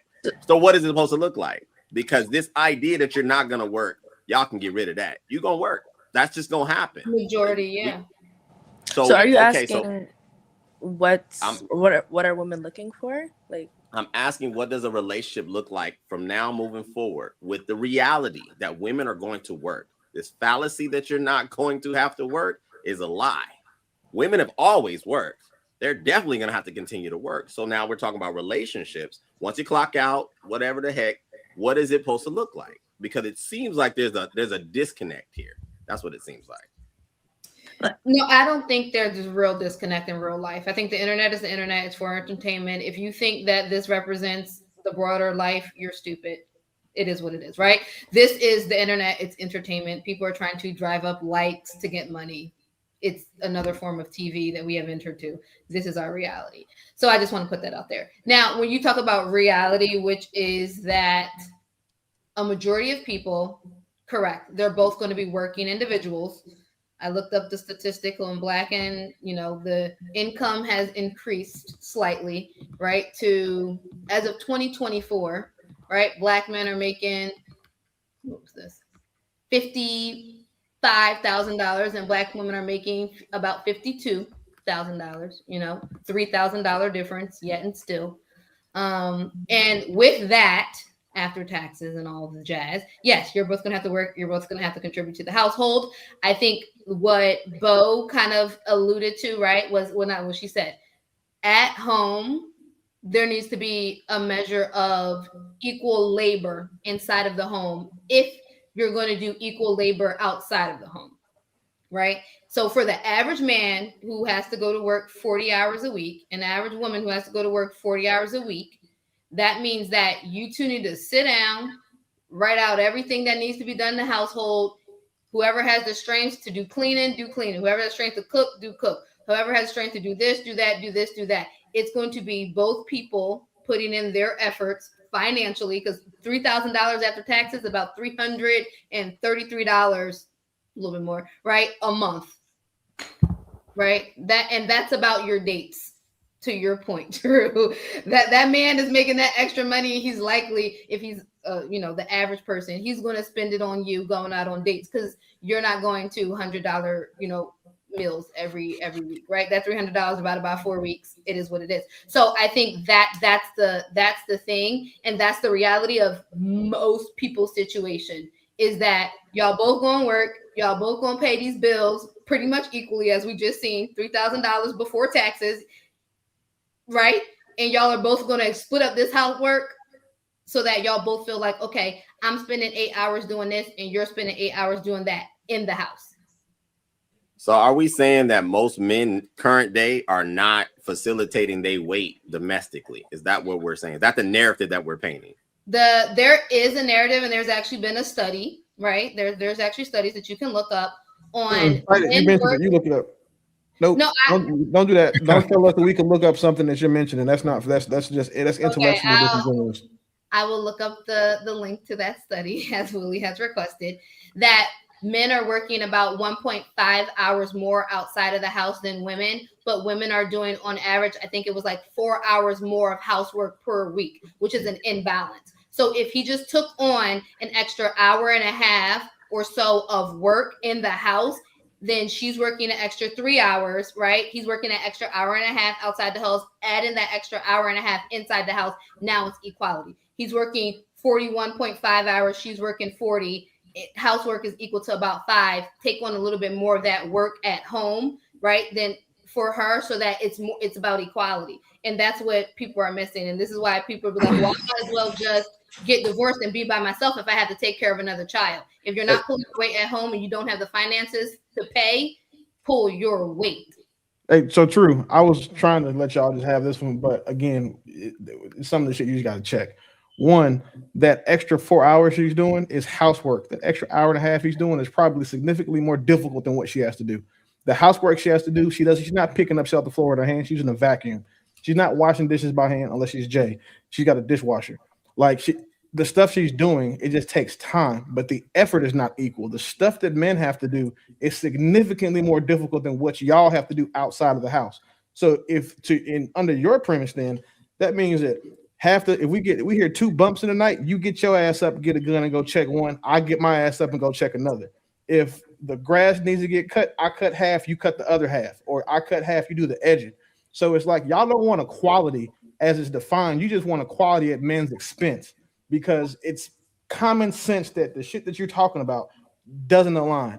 There's nothing that you are going to go do, or the average woman will go do, that is harder than what her man is doing outside of the home.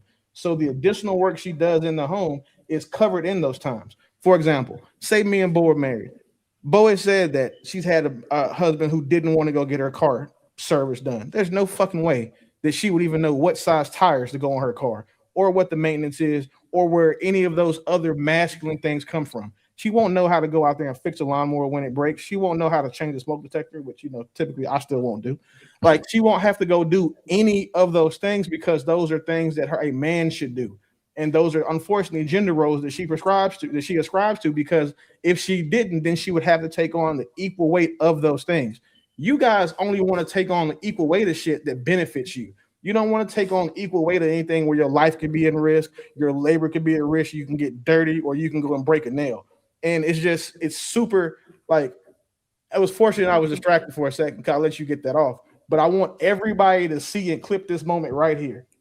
Women want equality at the expense of men. They don't want equality with men. They want the same power and resources and reach that men have, but none of the accountability and none of the responsibility. So what does your ideal marriage look like? For What me? is the house? Yeah, for you. What does the Oh, household it's easy. dynamic look like? Easy. So like you're not gonna get gain on ground here on this one either. Because for No, my, I'm my not. woman- I'm just asking out of He's not curiosity. your This is average not. guy. Yeah, 'cause- Asking him does not work. Yeah, because what it would look like for me is my woman controls the house. So like I'm the owner, she's the CEO. So she manages the house. She takes care of the kids. She takes care of me. She takes care of everything else. I provide her the means and resources to have that ability to do those things. So there is no outside of the house work for her to do. I pay 100% of the bills. I pay 100% of whatever it is she got going on because I provide in totality. So the way that my relationships work is I don't have a woman who was scared to fix me herself, or she sucked my dick. I don't have a woman who was too worried about, you know what I'm saying, what her friends think that she should be doing. I don't deal with women like that. So my woman is going to prioritize me the exact same way I prioritize her. So like in a nutshell, I am going to be everything for my woman that her mother wishes her father was to her. Okay, so how about if she did not know what that looks like because she didn't have a father growing up? I show her. Like all she has to do is imitate what I'm emulating. It's easy. Like all you have to do is listen. You don't have to. There's no independent thought required. All you have to do is what you were asked to do. That's it. The most And powerful part about I'll give you something. Like I will also find something she's passionate about that she can go do for herself, because obviously I understand that her entire life cannot be wrapped around me and the kids. So there's a third: kids, me, or kids in house, me, and then whatever she's passionate about. Go find what that is, and then support her and get her into that. So would you be I'm also the guy that says that my woman can't work for somebody else either? Or my wife can't work for somebody else. She can't have a job. She can't be a 9 to 5. She can't have to ask some nigga that she could take a break to go pick up our kids, or to bring me lunch, or to go grocery shopping, or go on a trip. So I don't have like the shit y'all talk about would never work for me. Okay, so then besides being the financial provider, like then what will be your role in the household? Would you do the honey-do list? Would you help with the picking up and dropping off the kids at the after school, extracurricular activities? Like, or you wouldn't have nothing to do with any of that? So no, I'm not going to do that for the simple fact because that's not my job, my role. However, there's also things that my wife won't have to do. Like I have a housekeeper now. When I get married, I will still have a housekeeper. I have people who cook my food. So there's certain things that I value my time more than anything else. So if I can free up 4 hours of my wife's time by paying someone to clean the house, or having a nanny to go get the kids and do all that, like a house manager stuff, I will do that, because now I am reclaiming 4 hours of my wife's time to spend with me and invest in our marriage. So what kind of bond do you expect to have with your children if you're not going to be an involved father? That's not nothing I said leads you to should lead anybody with the basic grasp on the English language to think that I'm not going to be an active father. What I said is, if you're not involved, and that's the reason I said, like, would you be involved with their after-curricular activities? I'm not dropping off kids. I'm not going to PTA meetings. That means I'm not an active father. The way I'm an active father is I raise my kids daily. The way I'm an active father is I coach my kids' sports teams. The way that I'm an active father is that, one, I make sure they honor their mother, do what they're supposed to do. I also help make sure that they understand the world they live in by being an example for them to grow up to. So I will probably be the most active father compared to anybody up here that's been married before, because of the amount of time that I have, because I have unlimited time freedom. So my only goal in life is to be a father to my kids in this situation.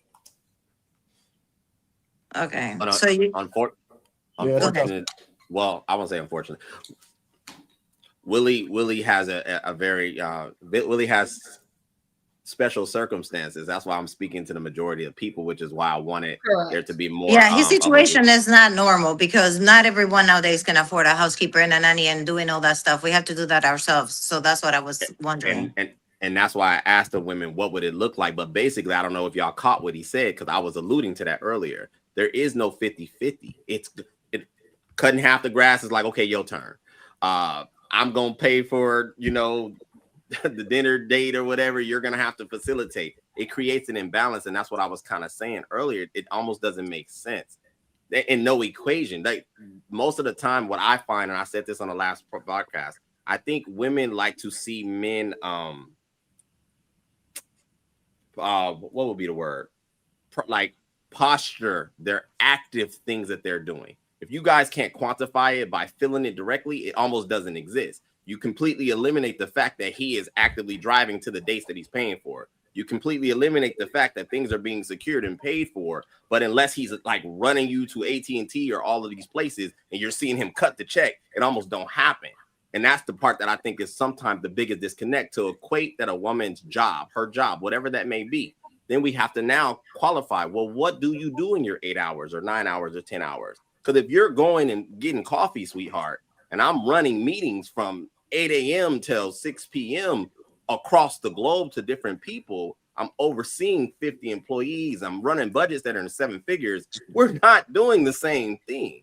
But you're equating it to time outside the house because you get a check. That's the problem. So that's why I say, well, what does it look like then? Because it doesn't almost make sense. And to Willie's point, there is no equality in a relationship. It's never equal. I think there needs to be something that women are going to arrive at, understanding what they're comfortable their role being and what that truly looks like, and then facilitating it from that. Because this equality thing is just not going to work. Men are not going to do half of everything that you do and vice versa. It's just not a balance. There's no equation that looks like that in my opinion. But that's why I didn't say 50%, right? That's why I equated this to time. And so the assumption, right, that you're making is that men are doing more physically or mentally taxing work than the average woman, which I would say is probably some statistics to support that, right? Because they're in upper management, all the things, right? So if you're saying, okay, well, the average man, we're just going to deal with average, right? The average man has a more taxing job, thus, should do less work, right? In the household, how is that my fault that you picked a taxing job? Well, it's your fault because you didn't pick a taxing job because you're a woman, didn't want to. True. When you said that, like, this is how women, like, they say all men that have these, points are red pill. A lot of these women have, feminist talking points too. And you can tell when women conflate equality and equity, that's how you know that they wanted the expensive men, because they cared about being fair, then they'd want an equitable stake. They wouldn't want equality. They want to matter as much. They'd want to have say in things. They want to have an equitable say in things that they may not be the ultimate decision maker, because if the relationship fails, it's my fault. If the house burns down or doesn't thrive, it's my fault as the man. So they want to have the exact same say without their responsibility. The women who want equity tend to get it because they phrase it that way and they comport themselves that way when dealing with men. Feminists are the only ones that are talking about, well, I said the time because, you're thinking that the average man does, it's not my fault. They try to shirk absolute responsibility for their choices, but then get mad when we take their choices away from them as far as their autonomy goes. And that's why, like, it's really hard to have these conversations, because there's a right and wrong here. And it's just a simple fact of the matter is that the things that a man is expected to do in a relationship are severely more laborious than what a woman is expected to do, and inherently more dangerous. Imagine being a nigga married to a woman that thinks like that, and that's the woman you gotta die for. Like, just think of that. Like, imagine having to die for a bitch like Pretty Intellectual. Like, think about that.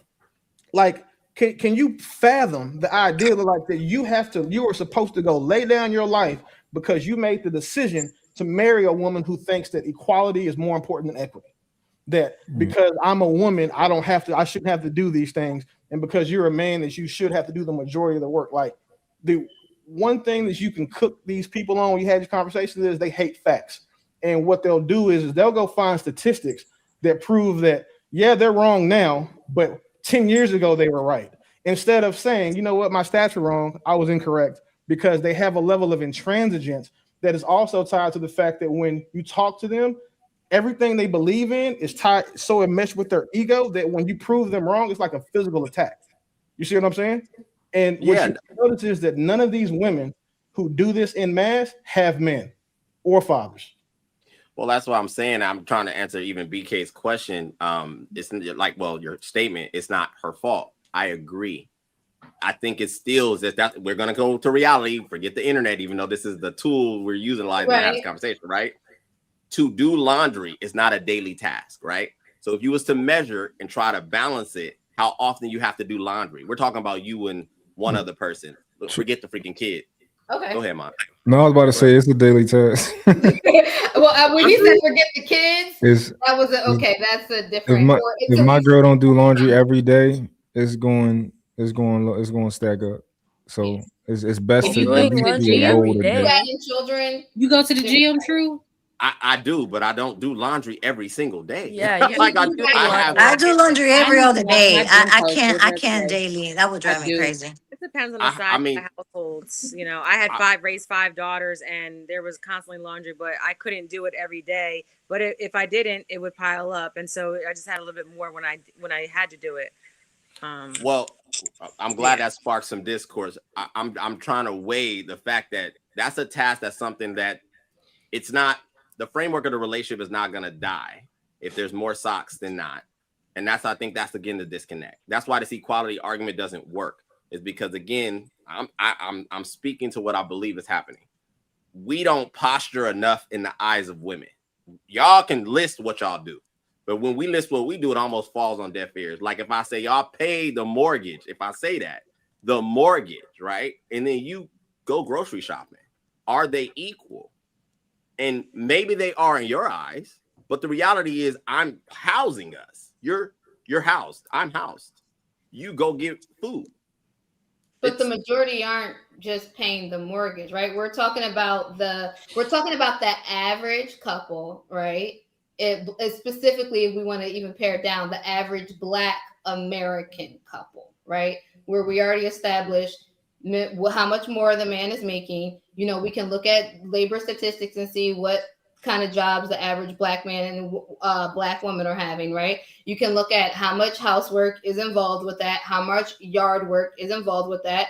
24%, I think, of Black people own guns and stuff. Like, you can look some of these things up, right? And like, so what you're saying, while it's cool, like I said, again, this is the internet, and most of us probably don't live the average life, right? And so I just think that, right, like the job that you were talking about, that's not the average person. Like, Okay, so let's going back on what you were saying earlier, that if there's like 4 hours worth of housework and then he works an extra hour and a half of work, then you expect him to work an extra hour and a half at the house to kind of compensate. You know what? I'd rather my man to stay at work and make money within that extra hour and a half, because the housework can always wait. First and foremost, can be done, progressively, little by little. Don't have to be tackled all at once. So I will take that extra housework, because him staying at work will represent a financial gain for our household. So the extra time that you spend working, again, you guys say that it takes you 4 hours to clean. Me and Trev would prove to you that the shit y'all take 4 hours to do, we can get done in an hour, 2 tops. So it's not about just how hard it is, about how efficient you are at doing it. And let's not pretend like women aren't hyper efficient at doing things. You get distracted, you take breaks, wine break, you want to scroll for a minute, you have your phone in your hand, you got to multitask. Dude, we tend to sit and lock in and get shit done so we can get it over with. So that 4 hours of work that you guys really did was just an hour. So if we look at it that way, that hour and a half we do extra outside of work, we still killing y'all for the average people. But also, I think and especially I have noticed women. That's because I'm a man, so I notice women do this. But I'm seeing that us as men do this too. We all try to minimize what the other person's contribution is, and I don't think it's reasonable on either side. I know women like to minimize everything that you do into like one thing, and they like to break down everything that they do in a bunch of different pieces, right? And said, I did this, I did that. But I don't think that it's fair on either side for us to do it. I think that even though, let's say, housework might be easier, I don't think that it's necessarily easier, because I don't know how many of us men is going to trade going to work for just staying at home. Hell no, I don't want to do that shit. Communication. I pay all the bills, so I don't got to do none of that shit. But communication is key. For example, like, although I know how to do an oil change and I know what size tire I need and everything, but that comes from raising boys. So I had to teach them things because of the lack of, their father in their life, But, at the end of the day, nowadays, it's like, I can rely on them. Like, I don't have to worry about those things, but they know how to do like the oil change and all the stuff. I just had to say, hey, son, like my car needs an oil change. They come to the garage and they pop up the card and like do what they got to do. But for them to be able to do that after working a long day, throughout the day, I went and got the oil filter. I got the oil. I have to have everything that they need here in the house. So that way I can get that needs met, that I don't have to spend extra, $100 or $200 in a dealership getting it done. So it's a balance. I think all comes down to communication and being, understanding on each other's capacity. Because having high expectation when you can only perform a certain level and you don't express that, that's where conflict comes from. Because let's say there's never a 50-50, not financially, not in contribution, like do the housework, none of that. But that's when becomes like you can speak to your partner and said, hey, so before we move in together, before we get into this, like formal relationship, let's figure it out, budgeting. Okay, so if I make more than you do, then I take out those bills. But because to take care of those bills, I have to work an X amount of hours, then you take care of all this house responsibilities. Like it has to be an understanding, having high expectations and going into like, oh, I'm 50-50. And then when, shit is not adding up, then you get all but hurt and people start getting mad at each other and stuff like that. That is because of lack of communication and understanding and financial literacy. I think that's where the main problem is coming from. Do y'all Can I think just that make a we point? missing Oh, the sorry. real quick? Do y'all think that we kind of missing like the beauty in us being different? Like, I know, like I feel like women, even though to us a oil change and getting tires changed is easy as fuck, right? No, it's not. It's easy. I'm not Well, saying that it's easy easy to when you know do it. how to do it. I'm not saying that it's Right. easy to do it. I'm just saying it's easy to like go and get it done, right? Even though those things are like easy and second nature to us as men, I think women take solace in not having to worry about it. Like just even though it's simple, like yo, my man worries about that, and I appreciate that. And the vice versa with like, I don't want to have to wash dishes, or I don't want to have to braid my daughter hair. Like when I look at girls braid hair, I'll be like, I don't know how you can sit down for 3 hours, 4 hours and do these little tiny braids. I could never. And I would never do it, right? And I am appreciative that somebody else is willing to do that and might enjoy doing that, right? So I feel like we're not being appreciative of what makes us different, if that makes sense. But how did we typically show that, like I think you make valid points, right? Your observation is priceless. I think generally most men actually do what you just said. We take the very little things, not to dismiss, but take the little things women do, and we expand it. We make it valuable, but they minimize ours, and I think that's the disconnect. And what I hear sometimes in these conversations is that, even I think BK said it, women are doing essentially what we do, working.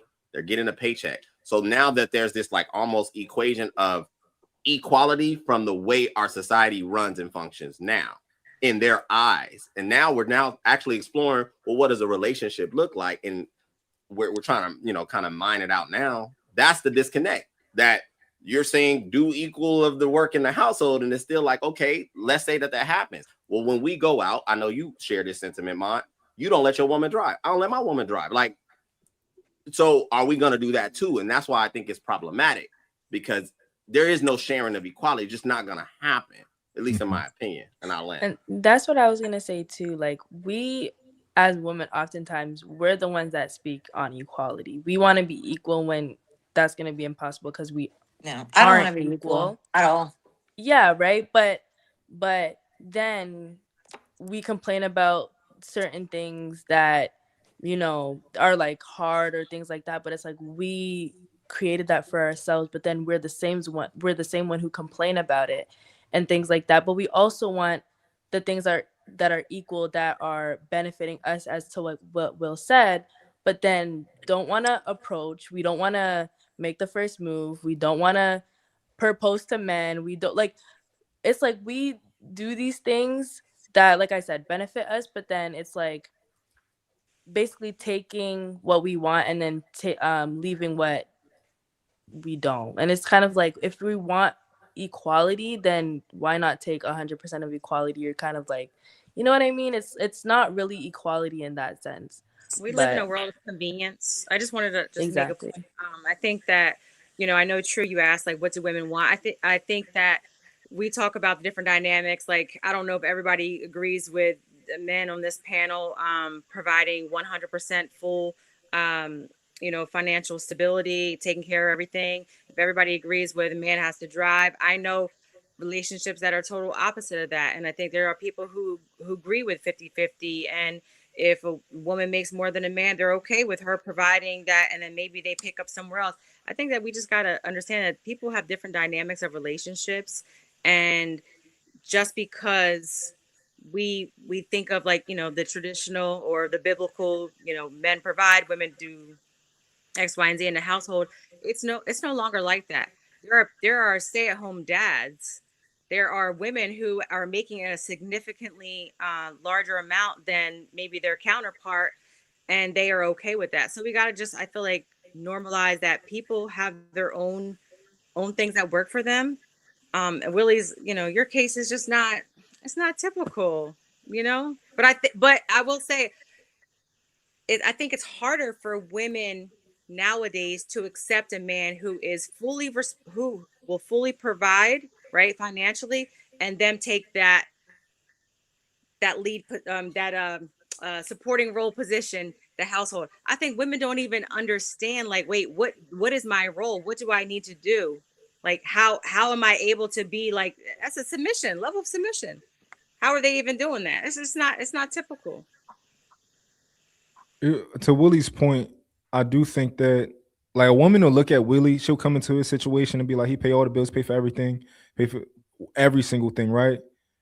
And she will say, well, all you do is pay for stuff. A woman will do that, right? Because it doesn't seem like he's going to work and busting his ass every day, right? Because he's not doing a physical, certain type of job.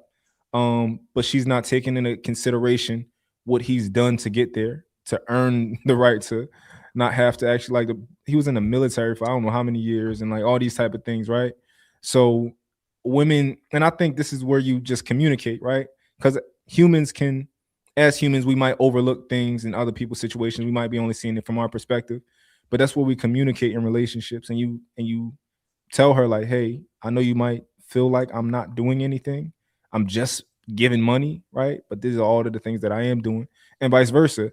I know you may feel like I'm only cleaning up the house, but this is how I spend my time every day, and this is how it feels to be in the house and do this. Like, I think it all comes down to communication.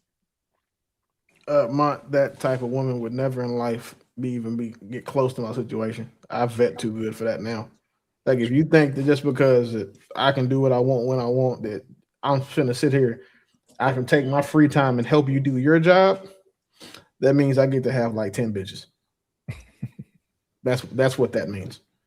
Because then I'll just have them help you do your job, and you just have to shut the fuck up about it, because that's stupid. Like I said it before you came on the show, that women they extrapolate to the power of everything. So if they have to do 9 things today and all you did was go to work, you only did one thing and they did 9. So what they did means more than you, and that's just not. Mm-hmm. Yeah. Go ahead, Bo. We are using, and by we I mean y'all, are using the word equality way too much, because any woman with a bit of sense does not want equality. Equity is the word. I don't. You said that, but everyone else keeps saying equality. I don't want to be equal to nobody. Nobody said that we wanted. Only one person said that, to be fair, Bo. My bad. Bo, to be fair, only one person said I'm that. the one who said about housework being equal. No, because Shaya. No, I didn't. Yeah, you did, because you keep did it. saying stuff about equality, and women I'm should talking propose about too if they want women. equality. Yeah, Women don't want equality. Okay, so what? They don't want equality. You have to Feminist speak for girl. yourself. Equity is the word.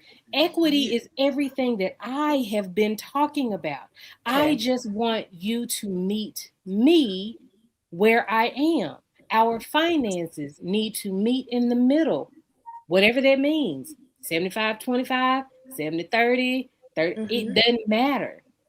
Whatever it is. And then our home life needs to equal that amount because if I get off late, you should not be waiting on me talking about some what's for dinner. I'm gonna slap you across your forehead.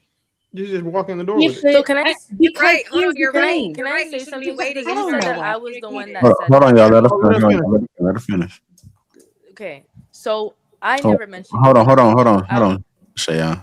She's muted, so I don't know if she wants to talk or still talking. Yeah, she was still I talking. be real quiet when people be talking, but for some reason, when I talk, everybody Go just ahead, bro. You got it. The floor is yours, ma'am. Jesus. You know what I'm saying? And now I don't even know where I was. Just go ahead. God damn it. Okay, can I say something? Yeah, I never said for myself I want equality. And when I was mentioning women, and a lot of women speak about equality. Actually, it doesn't have to be you, because you were kind of using we and me interchangeably, so I was kind of confused with your argument, if you were speaking about yourself or if you were speaking about women. I a lot of the times hear women speak about equality and how they think that men and women are the same, and we are not the same. And I've mentioned that, I think, about like 2 to 3 times. But I've been on panels many times emphasizing on the fact that I hear about equality all the time. So it doesn't have to be you, but I would say that if you don't see yourself with this like whole equality thing, then you're actually the minority. I do think a majority of women talk about how we're the same, and all these different type of feminist talk that I hear all the time on the internet. And I don't actually think it's necessarily an internet thing. I think this is something that happens in real life. But I also think that subconsciously they don't know that we are actually not the same. But I think that just like overall, I think it's just like their mindset and this delusion actually that they think that we are the same. But for myself, I don't think that. I, Just to clear that up. I think it's an immaturity, in some of them, whereas they need to. I know a lot of people say no tit for tat, and I believe in no tit for tat, but like sometimes people need you to illustrate to them the things that you do. It just is what it is. Sometimes people need to hear that, and I know, at least for me, when I have conversations, the way that I talk, I know that I'm being heard. Like when I talk to women, they're hearing me, and I want to hear them. So like I'll find myself having to articulate the differences between men and women and what men are doing and stuff like that, and they'll hear me and they'll change their perspective. At least during that conversation, they'll probably revert back, in a week, but at least during that conversation, they be hearing me. So. If the panel in general, do you guys know the difference between equality and equity? So, BK, what's your definition of those two words? To put it in layman's terms, I would say equality is giving everyone the same thing, versus equity is giving everyone the tools to achieve the same thing. So if that's the definition, why is that not what you guys want, or what you said you wanted for women instead of equality? Well, I was talking about in general, right? When it comes to working hours and putting in effort, right, into the household. And so I do think a lot of people want equality. They want to. I do think people want to see you putting in just as much work as they put in. And I'm not saying that's the best way to do things, but it is what a lot of people do want. They want to say, okay, if I'm in this kitchen cooking for 4 hours, throughout the week, let's just say they cook 4 times a week, is an hour to cook, whatever. They want to see you doing 4 hours worth of work somewhere, whether that's at work or at home. They want to look like y'all are matching right time. And yeah, that's essentially So that's what you refute. You kind of now you saying something different earlier because doing the work that we already proved that the at work part don't count to y'all when y'all come home and have to do work at home. So the at work part is a wash when average couples because they're both working. The part where you still like even to your own definition, you still want equality more than equity because you said if they do four extra hours of house labor, Healing doesn't have, then that's not equal to you. Even though with the amount of work that it takes for that man to do an hour and a half of work and what it takes you to do your fours, it's an equitable distribution of labor and effort based on who you guys are.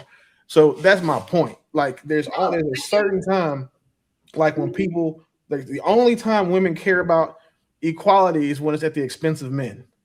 The only time. There's never a situation where a woman cares about being equal to a man that doesn't benefit her. Because on the opposite side, y'all don't want to be equal to men when it comes to how we address disrespect, how we address physical conflict at all. Because again, if that were to happen, you would lose forever. So it's only times y'all care about being equals is when it's something that benefits you. And that's why I say like that a lot of women have either been corrupted by feminists or just inherently just selfish or shitty people, because those are the only people who would want to have something at the expense of someone else. Nothing that men ask for is at the expense of women. We go take it from other men. We compete with other men for the things we want. Nothing is at you guys' expense. But when we try to, if we said like, and the only people who want to be equal to women are trannies and sissies. So y'all don't even date them no way. And just to clarify, right? I did say working, right? If you work more hours, that's why I said if he works 41.5 hours at work and she works 40 hours and the homework equals out to 5 or 6 hours, she wants him to take on some of that so that the total working hours are equal is what I which goes to my point. Right. You guys think that the work we do at home is equal to the work we do outside the house, and it never is. Well, you're saying we, but the average, right? Like yeah, I'm talking about the average now, and it's not. In what way? No housework that you do is going to be as difficult as what the average working man does at work. And the more important part is the extra work he does out the house puts money in the house. He gets paid for doing that work. So again, it's never going to be equal, but it can be equitable. It just will require you to understand that, and most women refuse to. Go ahead, Bob. You want to respond to somebody? And then let's get trapped now. So you came off the mic. You said me? I thought you came off the mic first. So like you want to respond. Yeah. Jesus Christ. So what do you call a woman? Because I hear this feminist thing all the time. And apparently feminists are selfish and whatever else. Because that's the word I just heard. What do you call women who want fair treatment that also advocate for men having fair treatment? Because those are the only feminists I know. Well, one, feminists, they want equality at the expense of men en masse. And that's not even refutable. But the women you're talking about, they aren't feminists. They're just good women. There's not a title for being a good, fair person. There's no special like badge you get for saying, hey, I want men and women to be treated fairly, because that's not what women say. That's not what feminists say. Good women will say that. So say that that's what you believe, right? I wouldn't call you a feminist. I would fight tooth and nail and die on that hill to say you're not a feminist. But a feminist will say that I want men and women to be treated. I want women to be treated fairly, and if that benefits men, okay.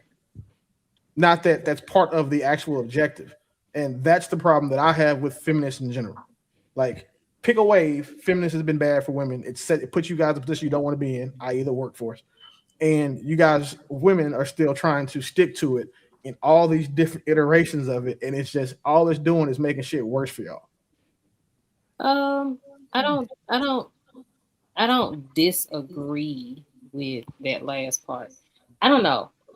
All of the women that I know that say that they align with like, and not really feminist, that's just the word that people use. Like it's not really a word for it, honestly. So they just use the word feminist, they usually fight for equal treatment for everyone. So like men also should have fair treatment, especially in relationships. Men also should not be overburdened in relationships.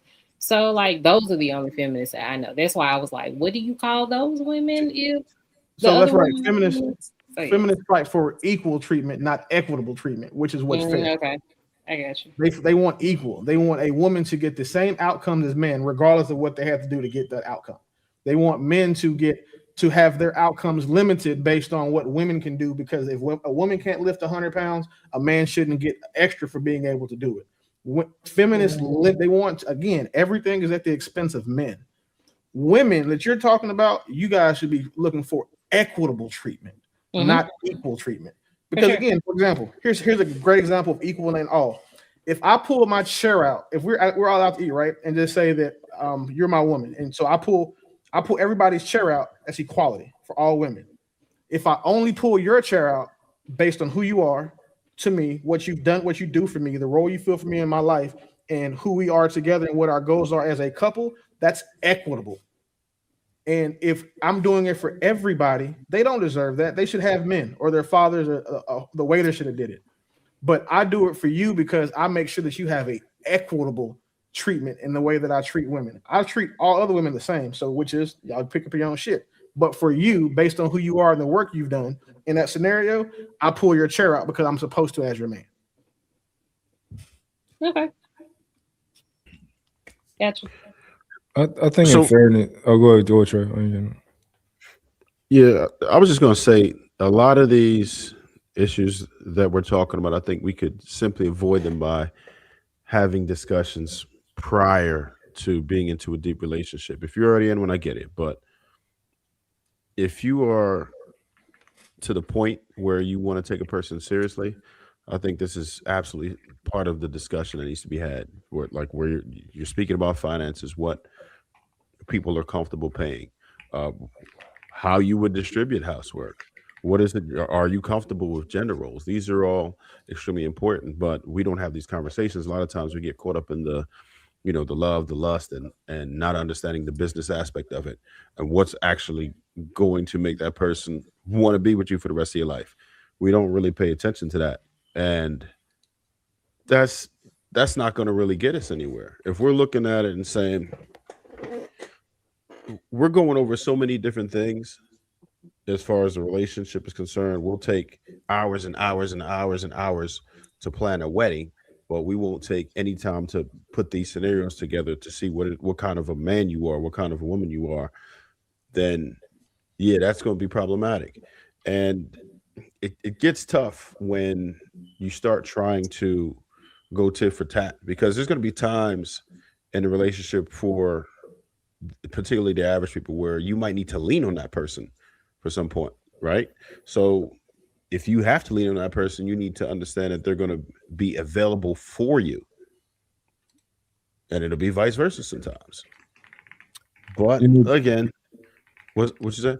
No, but so Trev, I think it need to be even more than a conversation. I think people need to have agreements. I think they need to write them contractual down. And I was going to say it don't even got to be a contract, because it's probably not going to be legally enforceable. But y'all need to write it down so that you can refer to, like, no, don't tell me I didn't say this. No, I said that.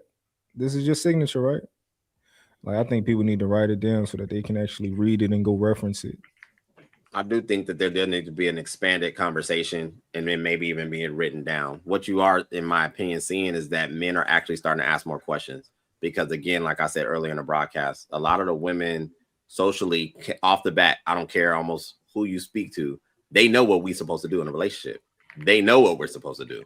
They fail to understand what they have to do. And that's why I asked earlier, are you a good teammate? And most of the women attempted to answer, and some of them did. But if you ask the average woman, are you a good teammate in a relationship? She's going to look at you crazy. Like, what you mean teammate? Like, what? Like, because that's not how their minds is conditioned, generally speaking, talking in general. I'm not talking about the unicorns like Bo. I'm saying in general, this is the case. And that's what's happening, is the fact that, like you said, Trev, there needs to be extensive conversation. You may need to lean on somebody. Nobody's asking, okay, like in a perfect scenario, when we're rocking and everything is working, what if my car engine explodes? and then I got to get to work. Are you going to take me? Or are you expecting me to Uber? Because automatically, if her car engine explodes, without her telling you, she's expecting you to fix it. That's just off the bat, right? Because you're the man. You know what I'm saying? So that's typically is the issue. And what we're finding is that, well, yeah, we need to figure out equality and equitable and then define them on an individual level in relationships. And I'll add. Yeah, because a lot of people don't even understand that as being a compatibility issue, but it is, right? We're definitely worried about sexual chemistry. We're definitely worried about, how do you eat? We're worried about where do you align politically? You'd be surprised how many people when I talk to you because you might be a right or a left or whatever, but we're not concerned about being compatible with something that we're going to have to do on a regular basis. I think it's crazy. So I'm just okay. Maybe I am a unicorn. One, never had a dude that truly liked me. I had figured that out. I'm like, these niggas don't be liking me. So anyway, but also, y'all ain't never had a woman get your car fixed. Y'all ain't never had a woman like do that. Like no, not like that. Okay, Willie, you fix your face because there's no way that you would ever let a woman do that. I've just never seen that shit happen in life. But hold on. I have done that. Now here's the thing. Did you get some? Did you like what was the exchange? Like, what did you get from that? Thank you. Like, did y'all go like tampon shopping together? Because that's some bitch ass shit. Like, what are we talking about? No.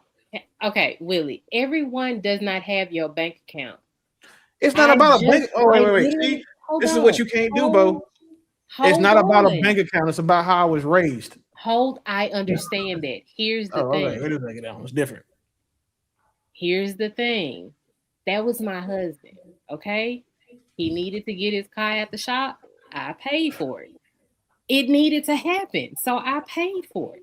I'm just trying to figure out, like, if that needs to happen, because y'all keep talking about these women that don't do nothing. Because, like, if my car breaks down, you know what I'm saying? That's not the same you thing, know, Bo. what? You're doing like, listen. What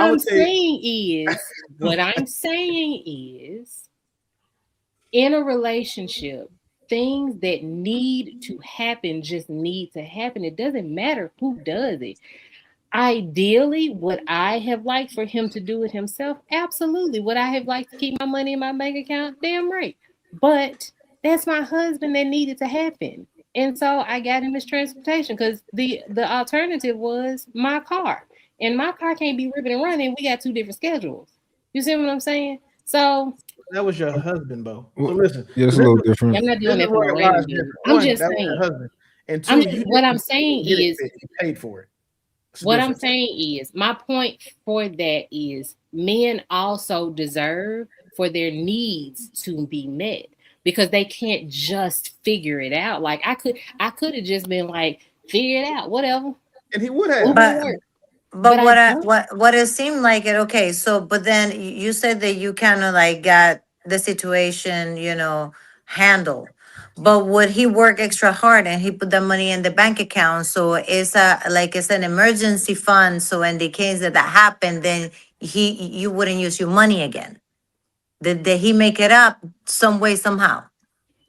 But see, the way you're asking it, Michelle, which is a fair question. I'm sorry, go ahead, Bo. Go ahead.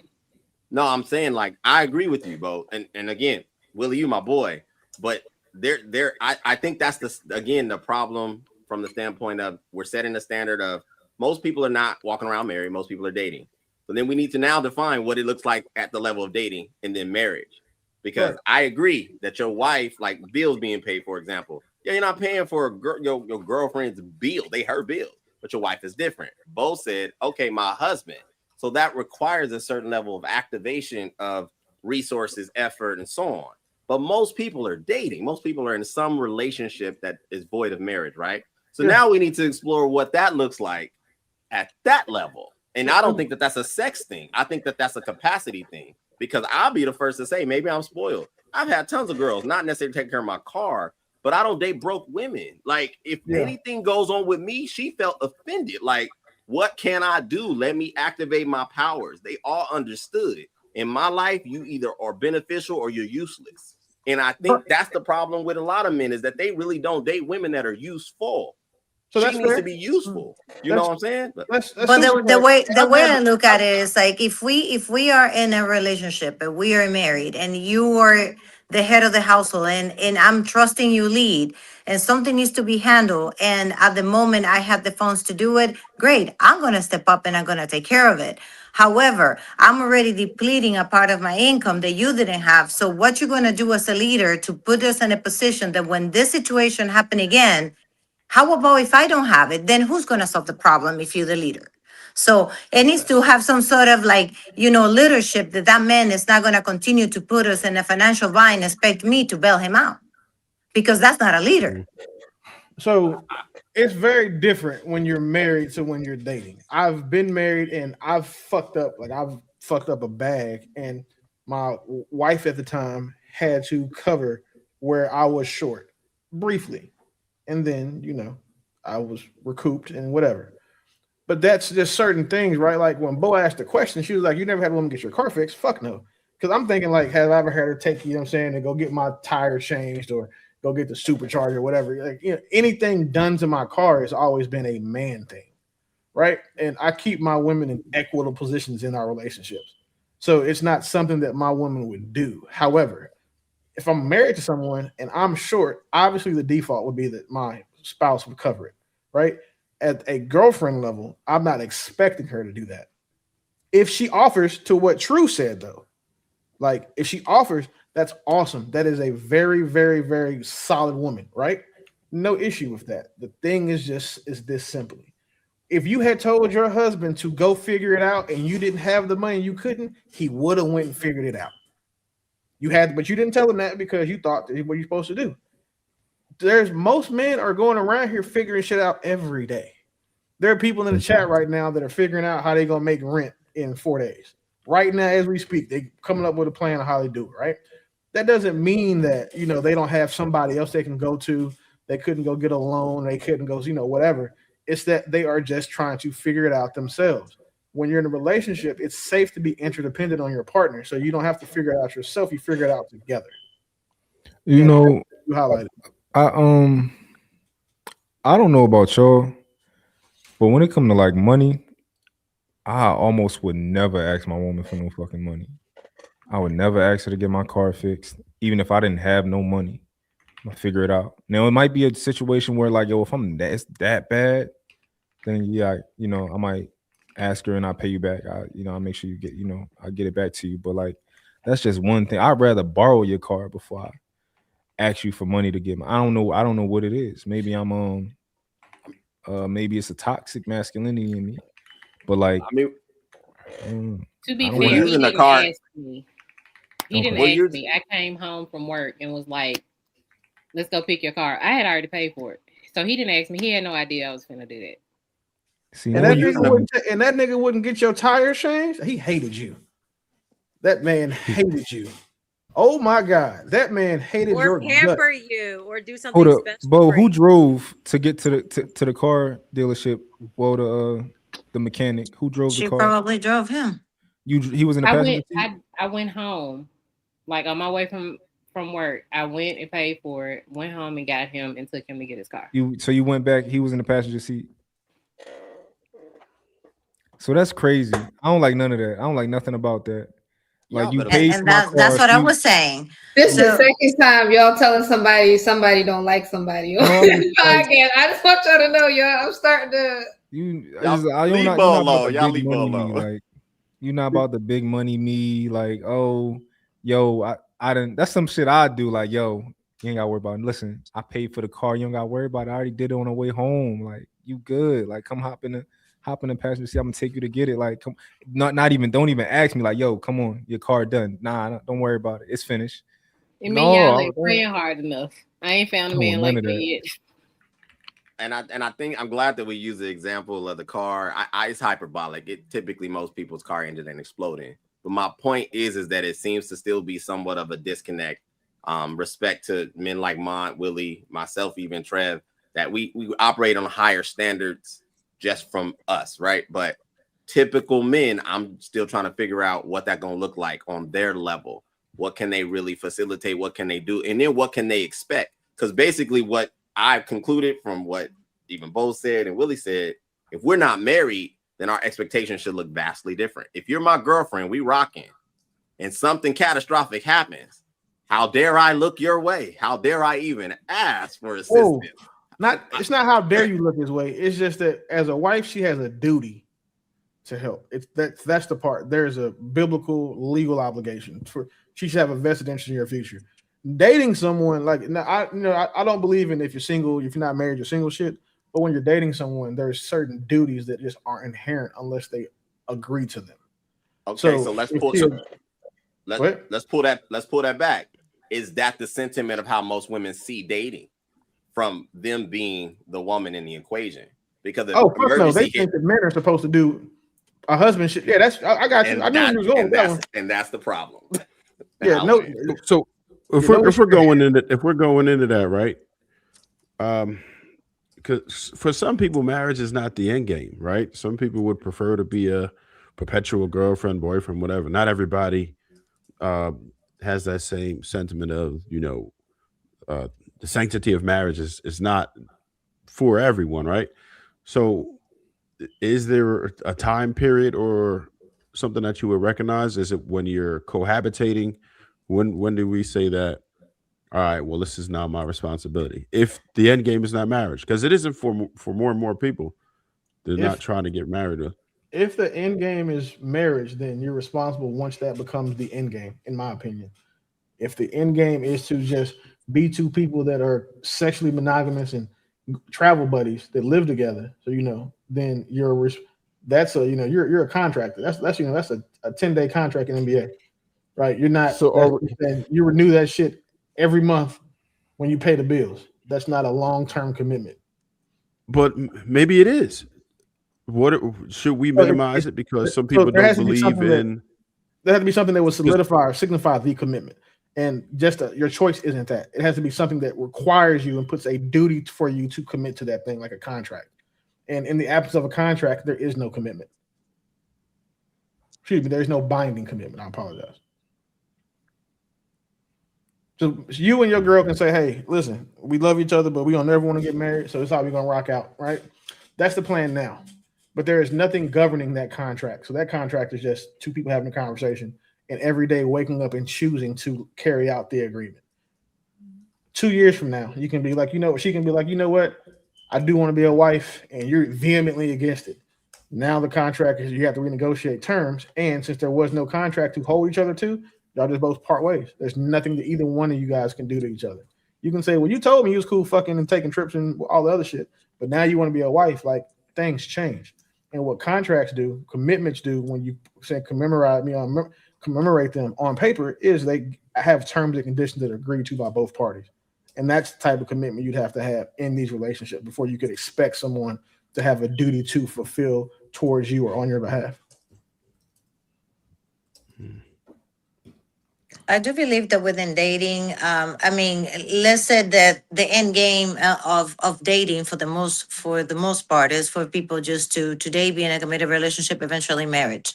I think the marriage solidity depends on how the trajectory of the dating happens, because for the most part, behavior is a language. So if you start seeing things within the dating and you guys have issues communicating and solving problems together, what make you believe that the marriage is going to be any better? So people that chose to ignore the red flags within the dating is setting themselves a failure within marriage.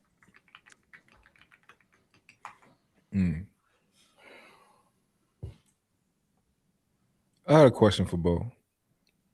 I want you to try to be as honest as you can, right? Try to look inside and see if you can. Me a liar? It's not personal though. No, it's just something that human beings might tend to not want to see certain things. But when you were in that past relationship, Mm-hmm. and all of those things that you did for your man, Mm-hmm. realistically, do you think that caused you to treat him differently and talk to him differently? Like, do you think that throughout that relationship, when you got an attitude, it was, oh, okay.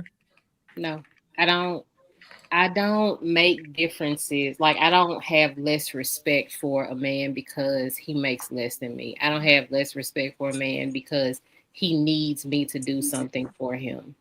I I'm have not less saying that. respect for, I'm not saying that, but the fact that maybe you do in general, you do more than him than he does for you, No, than he does for him. no. Okay. I don't. I don't make that like I don't think that I can treat you any type of way just because I do more for you. Then that would mean that I'm not doing that with a pure heart. Like I do that purely because that's just who I am. And so after a while, I'm like noticing that there is no reciprocity. I'm noticing Mhm. that you don't do these things. And so I might mention it, but there is no change in my attitude because that's just not who I am. I will just leave. Got you. So I you just were left. okay. So you were like graceful the entire time until you left. Never looked down on him at No, all. At no point. Okay, cool. no, not the only thing that I would say made me do that was that whole house issue. That whole, like, you're not stepping up and doing the things that you need to do, and not in money, but just in effort. You see what I'm saying? Got you. But that that was like, you're not helping me get us where we need to be. I'm doing this by myself. But I also did not talk to him any old type of way. Like, because that's just not who I am. Like, I don't talk to men sideways like that. Like, I talk to like people like the homeless dude in the comment. I don't talk to men that I'm dating like that. Okay. Cool.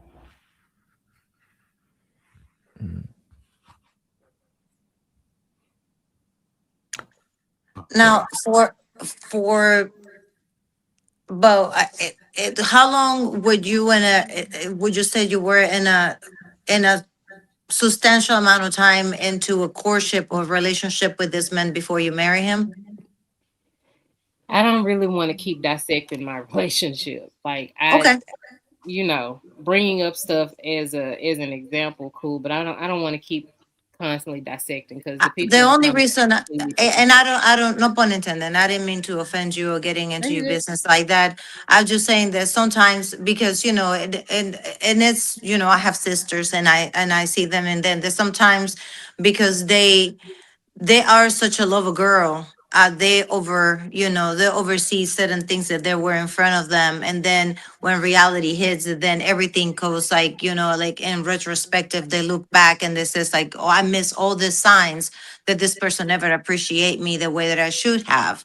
And then you end up finding yourself compensating and, and overgiving, trying to keeping the balance in the relationship. And so I'm just saying that if you were aware that maybe you were overgiving, and then when you realized, that's when you decided that was not the marriage for you. No.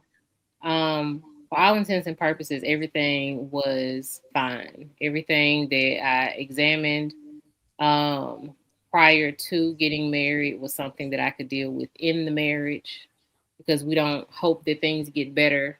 We take them at face value. That's how things are going to be.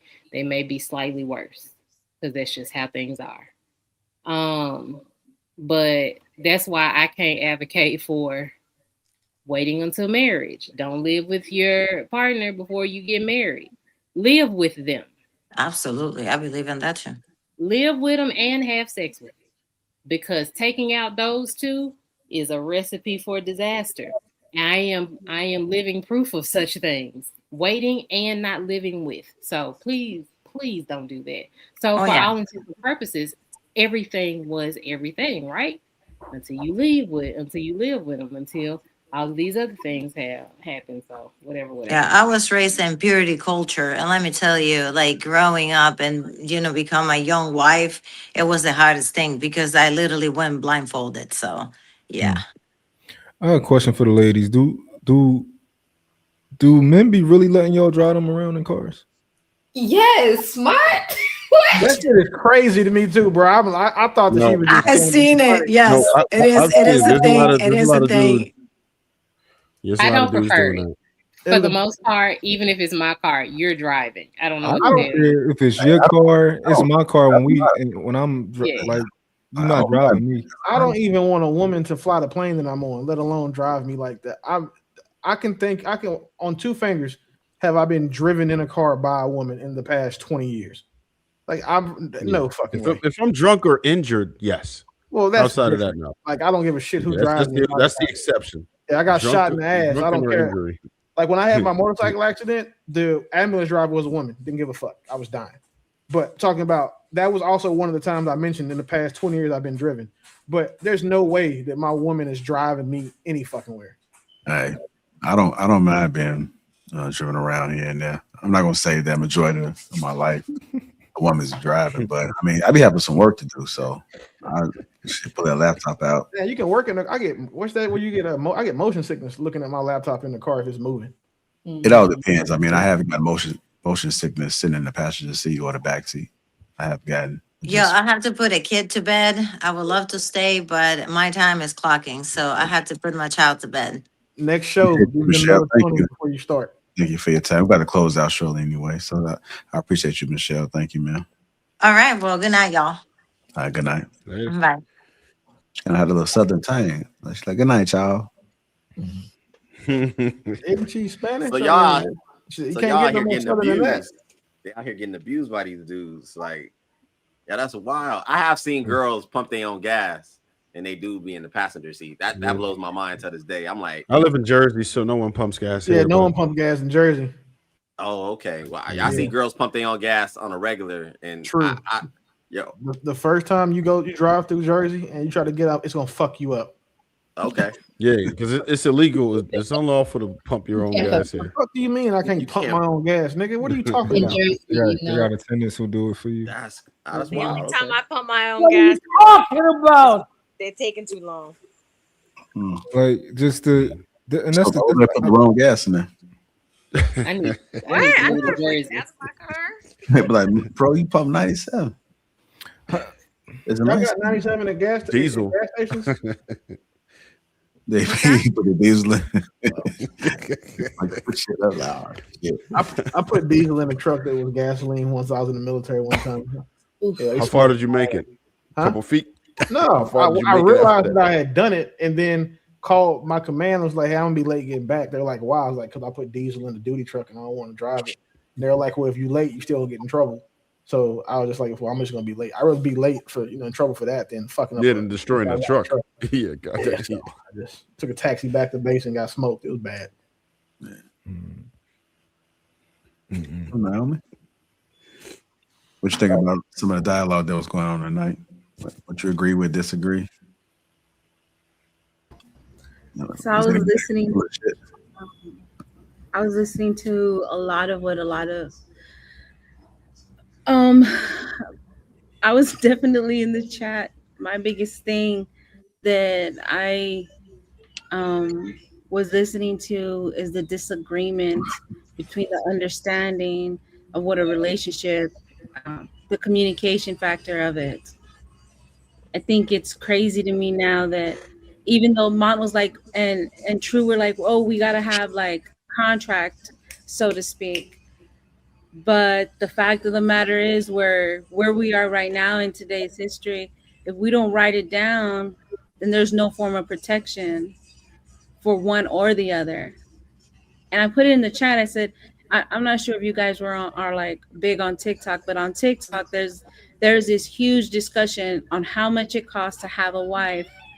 And so women were saying how much it costs to have a maid, a chef, a cook, a child daycare worker. And they were saying, this is how much it costs to have a wife. So this is how much I need to be paid. And one of the things that I was listening to, I was like, you know what? That's why men are making this argument, because women are seeing like, okay, you got to pay me this much according to your income, but it doesn't even correlate. Like it doesn't even make sense, because then it's almost as if, okay, well then now the woman has to pay to be a counselor. Well then now the man needs to pay to be a counselor too, because I can tell you right now, a lot of us women just talk. I saw that live you were talking about, and yes. I got banned because I made too much sense. I said, everything you guys talk about is cool, right? Let's talk about what the man does. You know how much private security costs a day? Checkmate. We win off rip right there. It starts between $300 or $400 an hour times 24. That's what you get when you have a man. 24/7 security. So all of that chef shit. Yeah, they ban everybody that makes them look bad on their own post. But also like the arrogance to think that you command a chef's salary for making chicken nuggets when they've gone to like literally culinary school. Yeah. And you think that I might as well get a chef then. Or a dry salad. Like a dry salad, bro. Like what? A lot of the shit that most women can cook is like domestic violence on the plate, and then they think they're supposed to be compensated at some type of private rate. That's crazy to me. Yo, they out here thinking they cooking because they got air fryers. Bro, like they really doing it with an air fryer.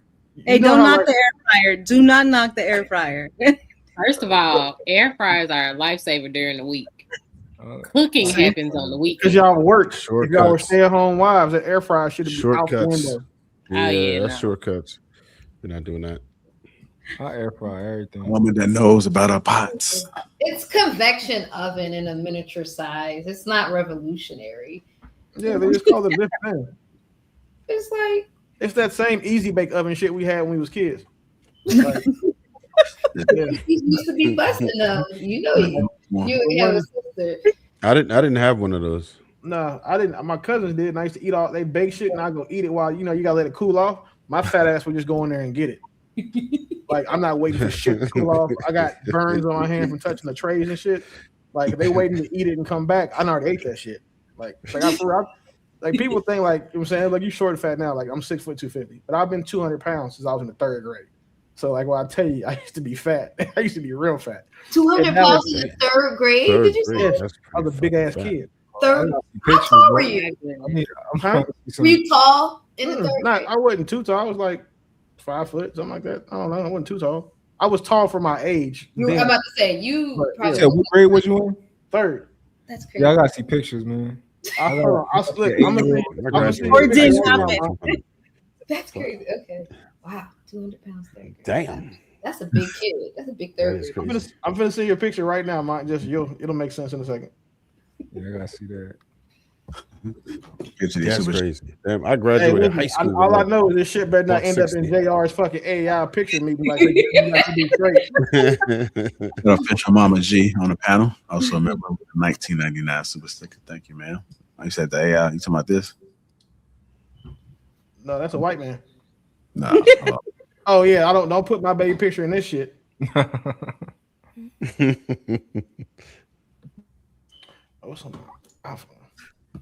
Who are we watching? Jig? Who was that? That was JR. He was killing I shit. don't know who that is. Okay. Black forces and everything. Yeah. JR, you wear black forces for real? That's for the YNs only, bro. I don't know how you If I got see that. JR dressed like that wearing white forces, I'm just gonna cross the street because I already know what type of time that nigga's on. Yeah, pretty much. Black forces, bro. Like hitting that shit. Look.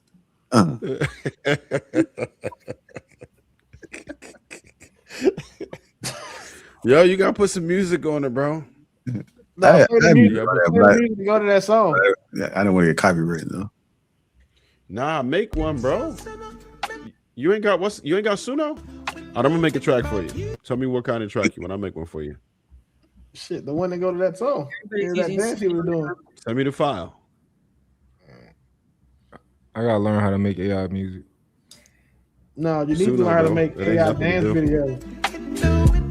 Just prompt it. That's it. Hey, Mont, you want to know how you were right? We do bully shit like that because when he put his dance video up, we was on his ass. When Darryl put his dance video up, we just laughed. Oh, straight. Yeah. That's Oh yeah, horrible. that was bad. He said he a dance. I mean, it's real mid. I would. It's like between horrible and mid. I would say. All right, Between look, horrible and I'm mid. sending you. I'm sending Yeah, you. Where the hell is that ball? Y'all be ruthless on the.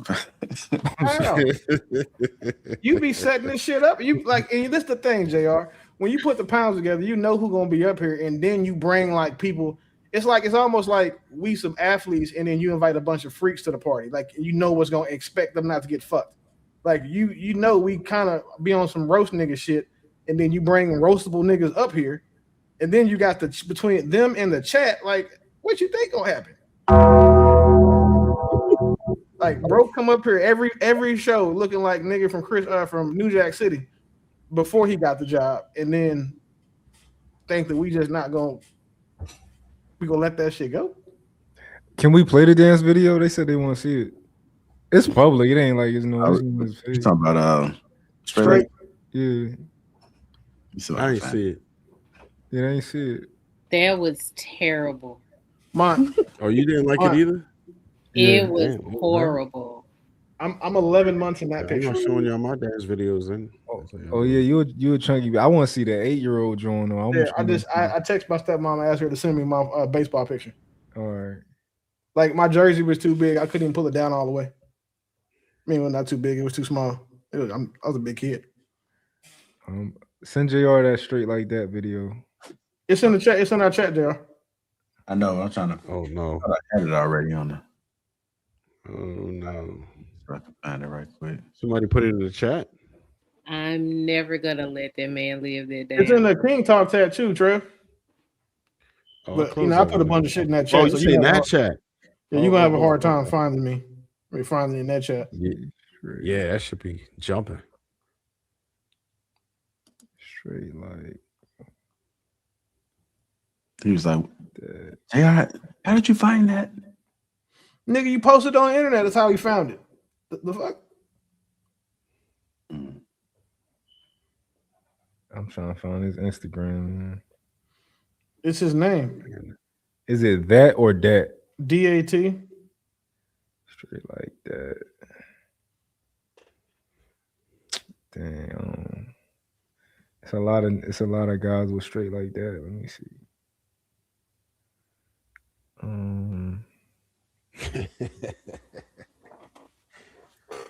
Oh man.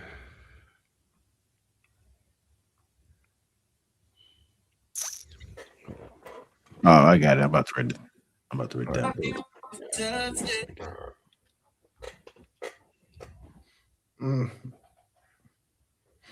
Matter of fact, play it so I can clip it. I'm gonna make it one of my backgrounds. Yeah, I don't even know if I want to see it now. It's cringy. You wasn't on the show when you said it? Nah, I missed it. I ain't gonna be able to play the music because this Chris Brown. Terrible music. Let me turn it down. Hold on. Wait, so he can play it on the video, but you can't play it when you play the video? For short term, yeah, short term you can get it off. Oh my god. Nah, he was trolling, bro. Nah, he not trolling. He said he used to be a dancer.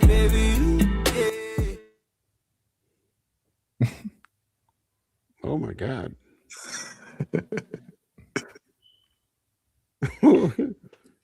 Yeah, that shit trash. Yo, how many views does that shit get, bro? I mean, he just started. He ain't really got it on his channel. He got about 100 and something. Why you do that? And then he did the heart sign with his hands. That's the crazy part. He a dancer. He said he used to be a choreographer and all that. That's why he was dancing. A choreographer in where the fuck? Gap for Nigeria? Where the fuck is he choreography? Nah, bro. That's bullshit. He ain't choreograph a goddamn thing. Never. Ain't no way. I mean, maybe he need to hear this. Maybe this would be good for him. That's the reason why I don't drink. I would have told him. I would have told him when I saw him. If he come back Tuesday, I would definitely let him know what to do. Yeah, that shit. Hey, let me tell him. Let me tell him. Man, why y'all not doing him like that, man? He not gonna believe He nobody. That's did the good himself thing. like that, bro. Yeah. We not doing him like nothing. Doing He like didn't that, do it. mine. Why y'all doing like Yeah, that, nah, mine? he posted it to the public. So whatever, listen, whatever goes out there goes out there. You can't do But that's anything the about good it. thing Once you about put it on straight. the internet. He got like this No, he's just- delusional, this confidence Yeah. you can't shake. So you I'm know, telling you. Straight has the confidence. That's a gift and a curse. Oh, yeah, he got on smart. Ain't no way. What does he have on? that's how he dressed in his personal life.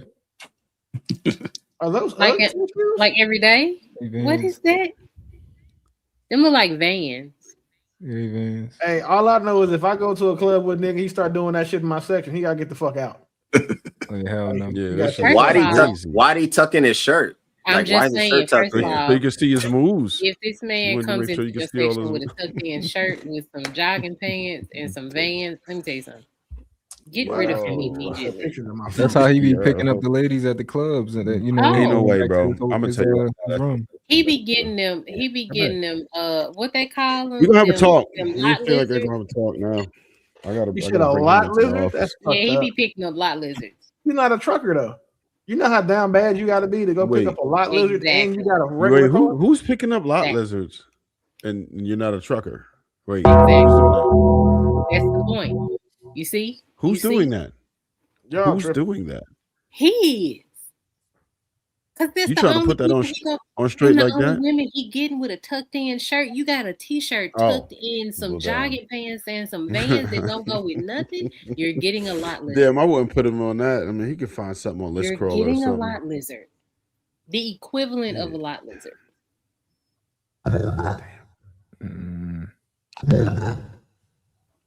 What the fuck is that? I'm never gonna let him live that down. Somebody Wait, verify. did straight like that anger you one time, bro, or no? No, He he's piss you just off? dumb. Him between him and the little homeless dude that was in the comments, they're Yo, Oh, you know, he got a food truck now. Cut it out. Man, So you that still- nigga, he's finna go to jail. He about to kill 30 people on his opening day. Cause you can look at him and tell he can't clean shit. He don't clean himself. Where he at? Salmonella. All right, salmonella. Hold on, let me go ahead and close this out.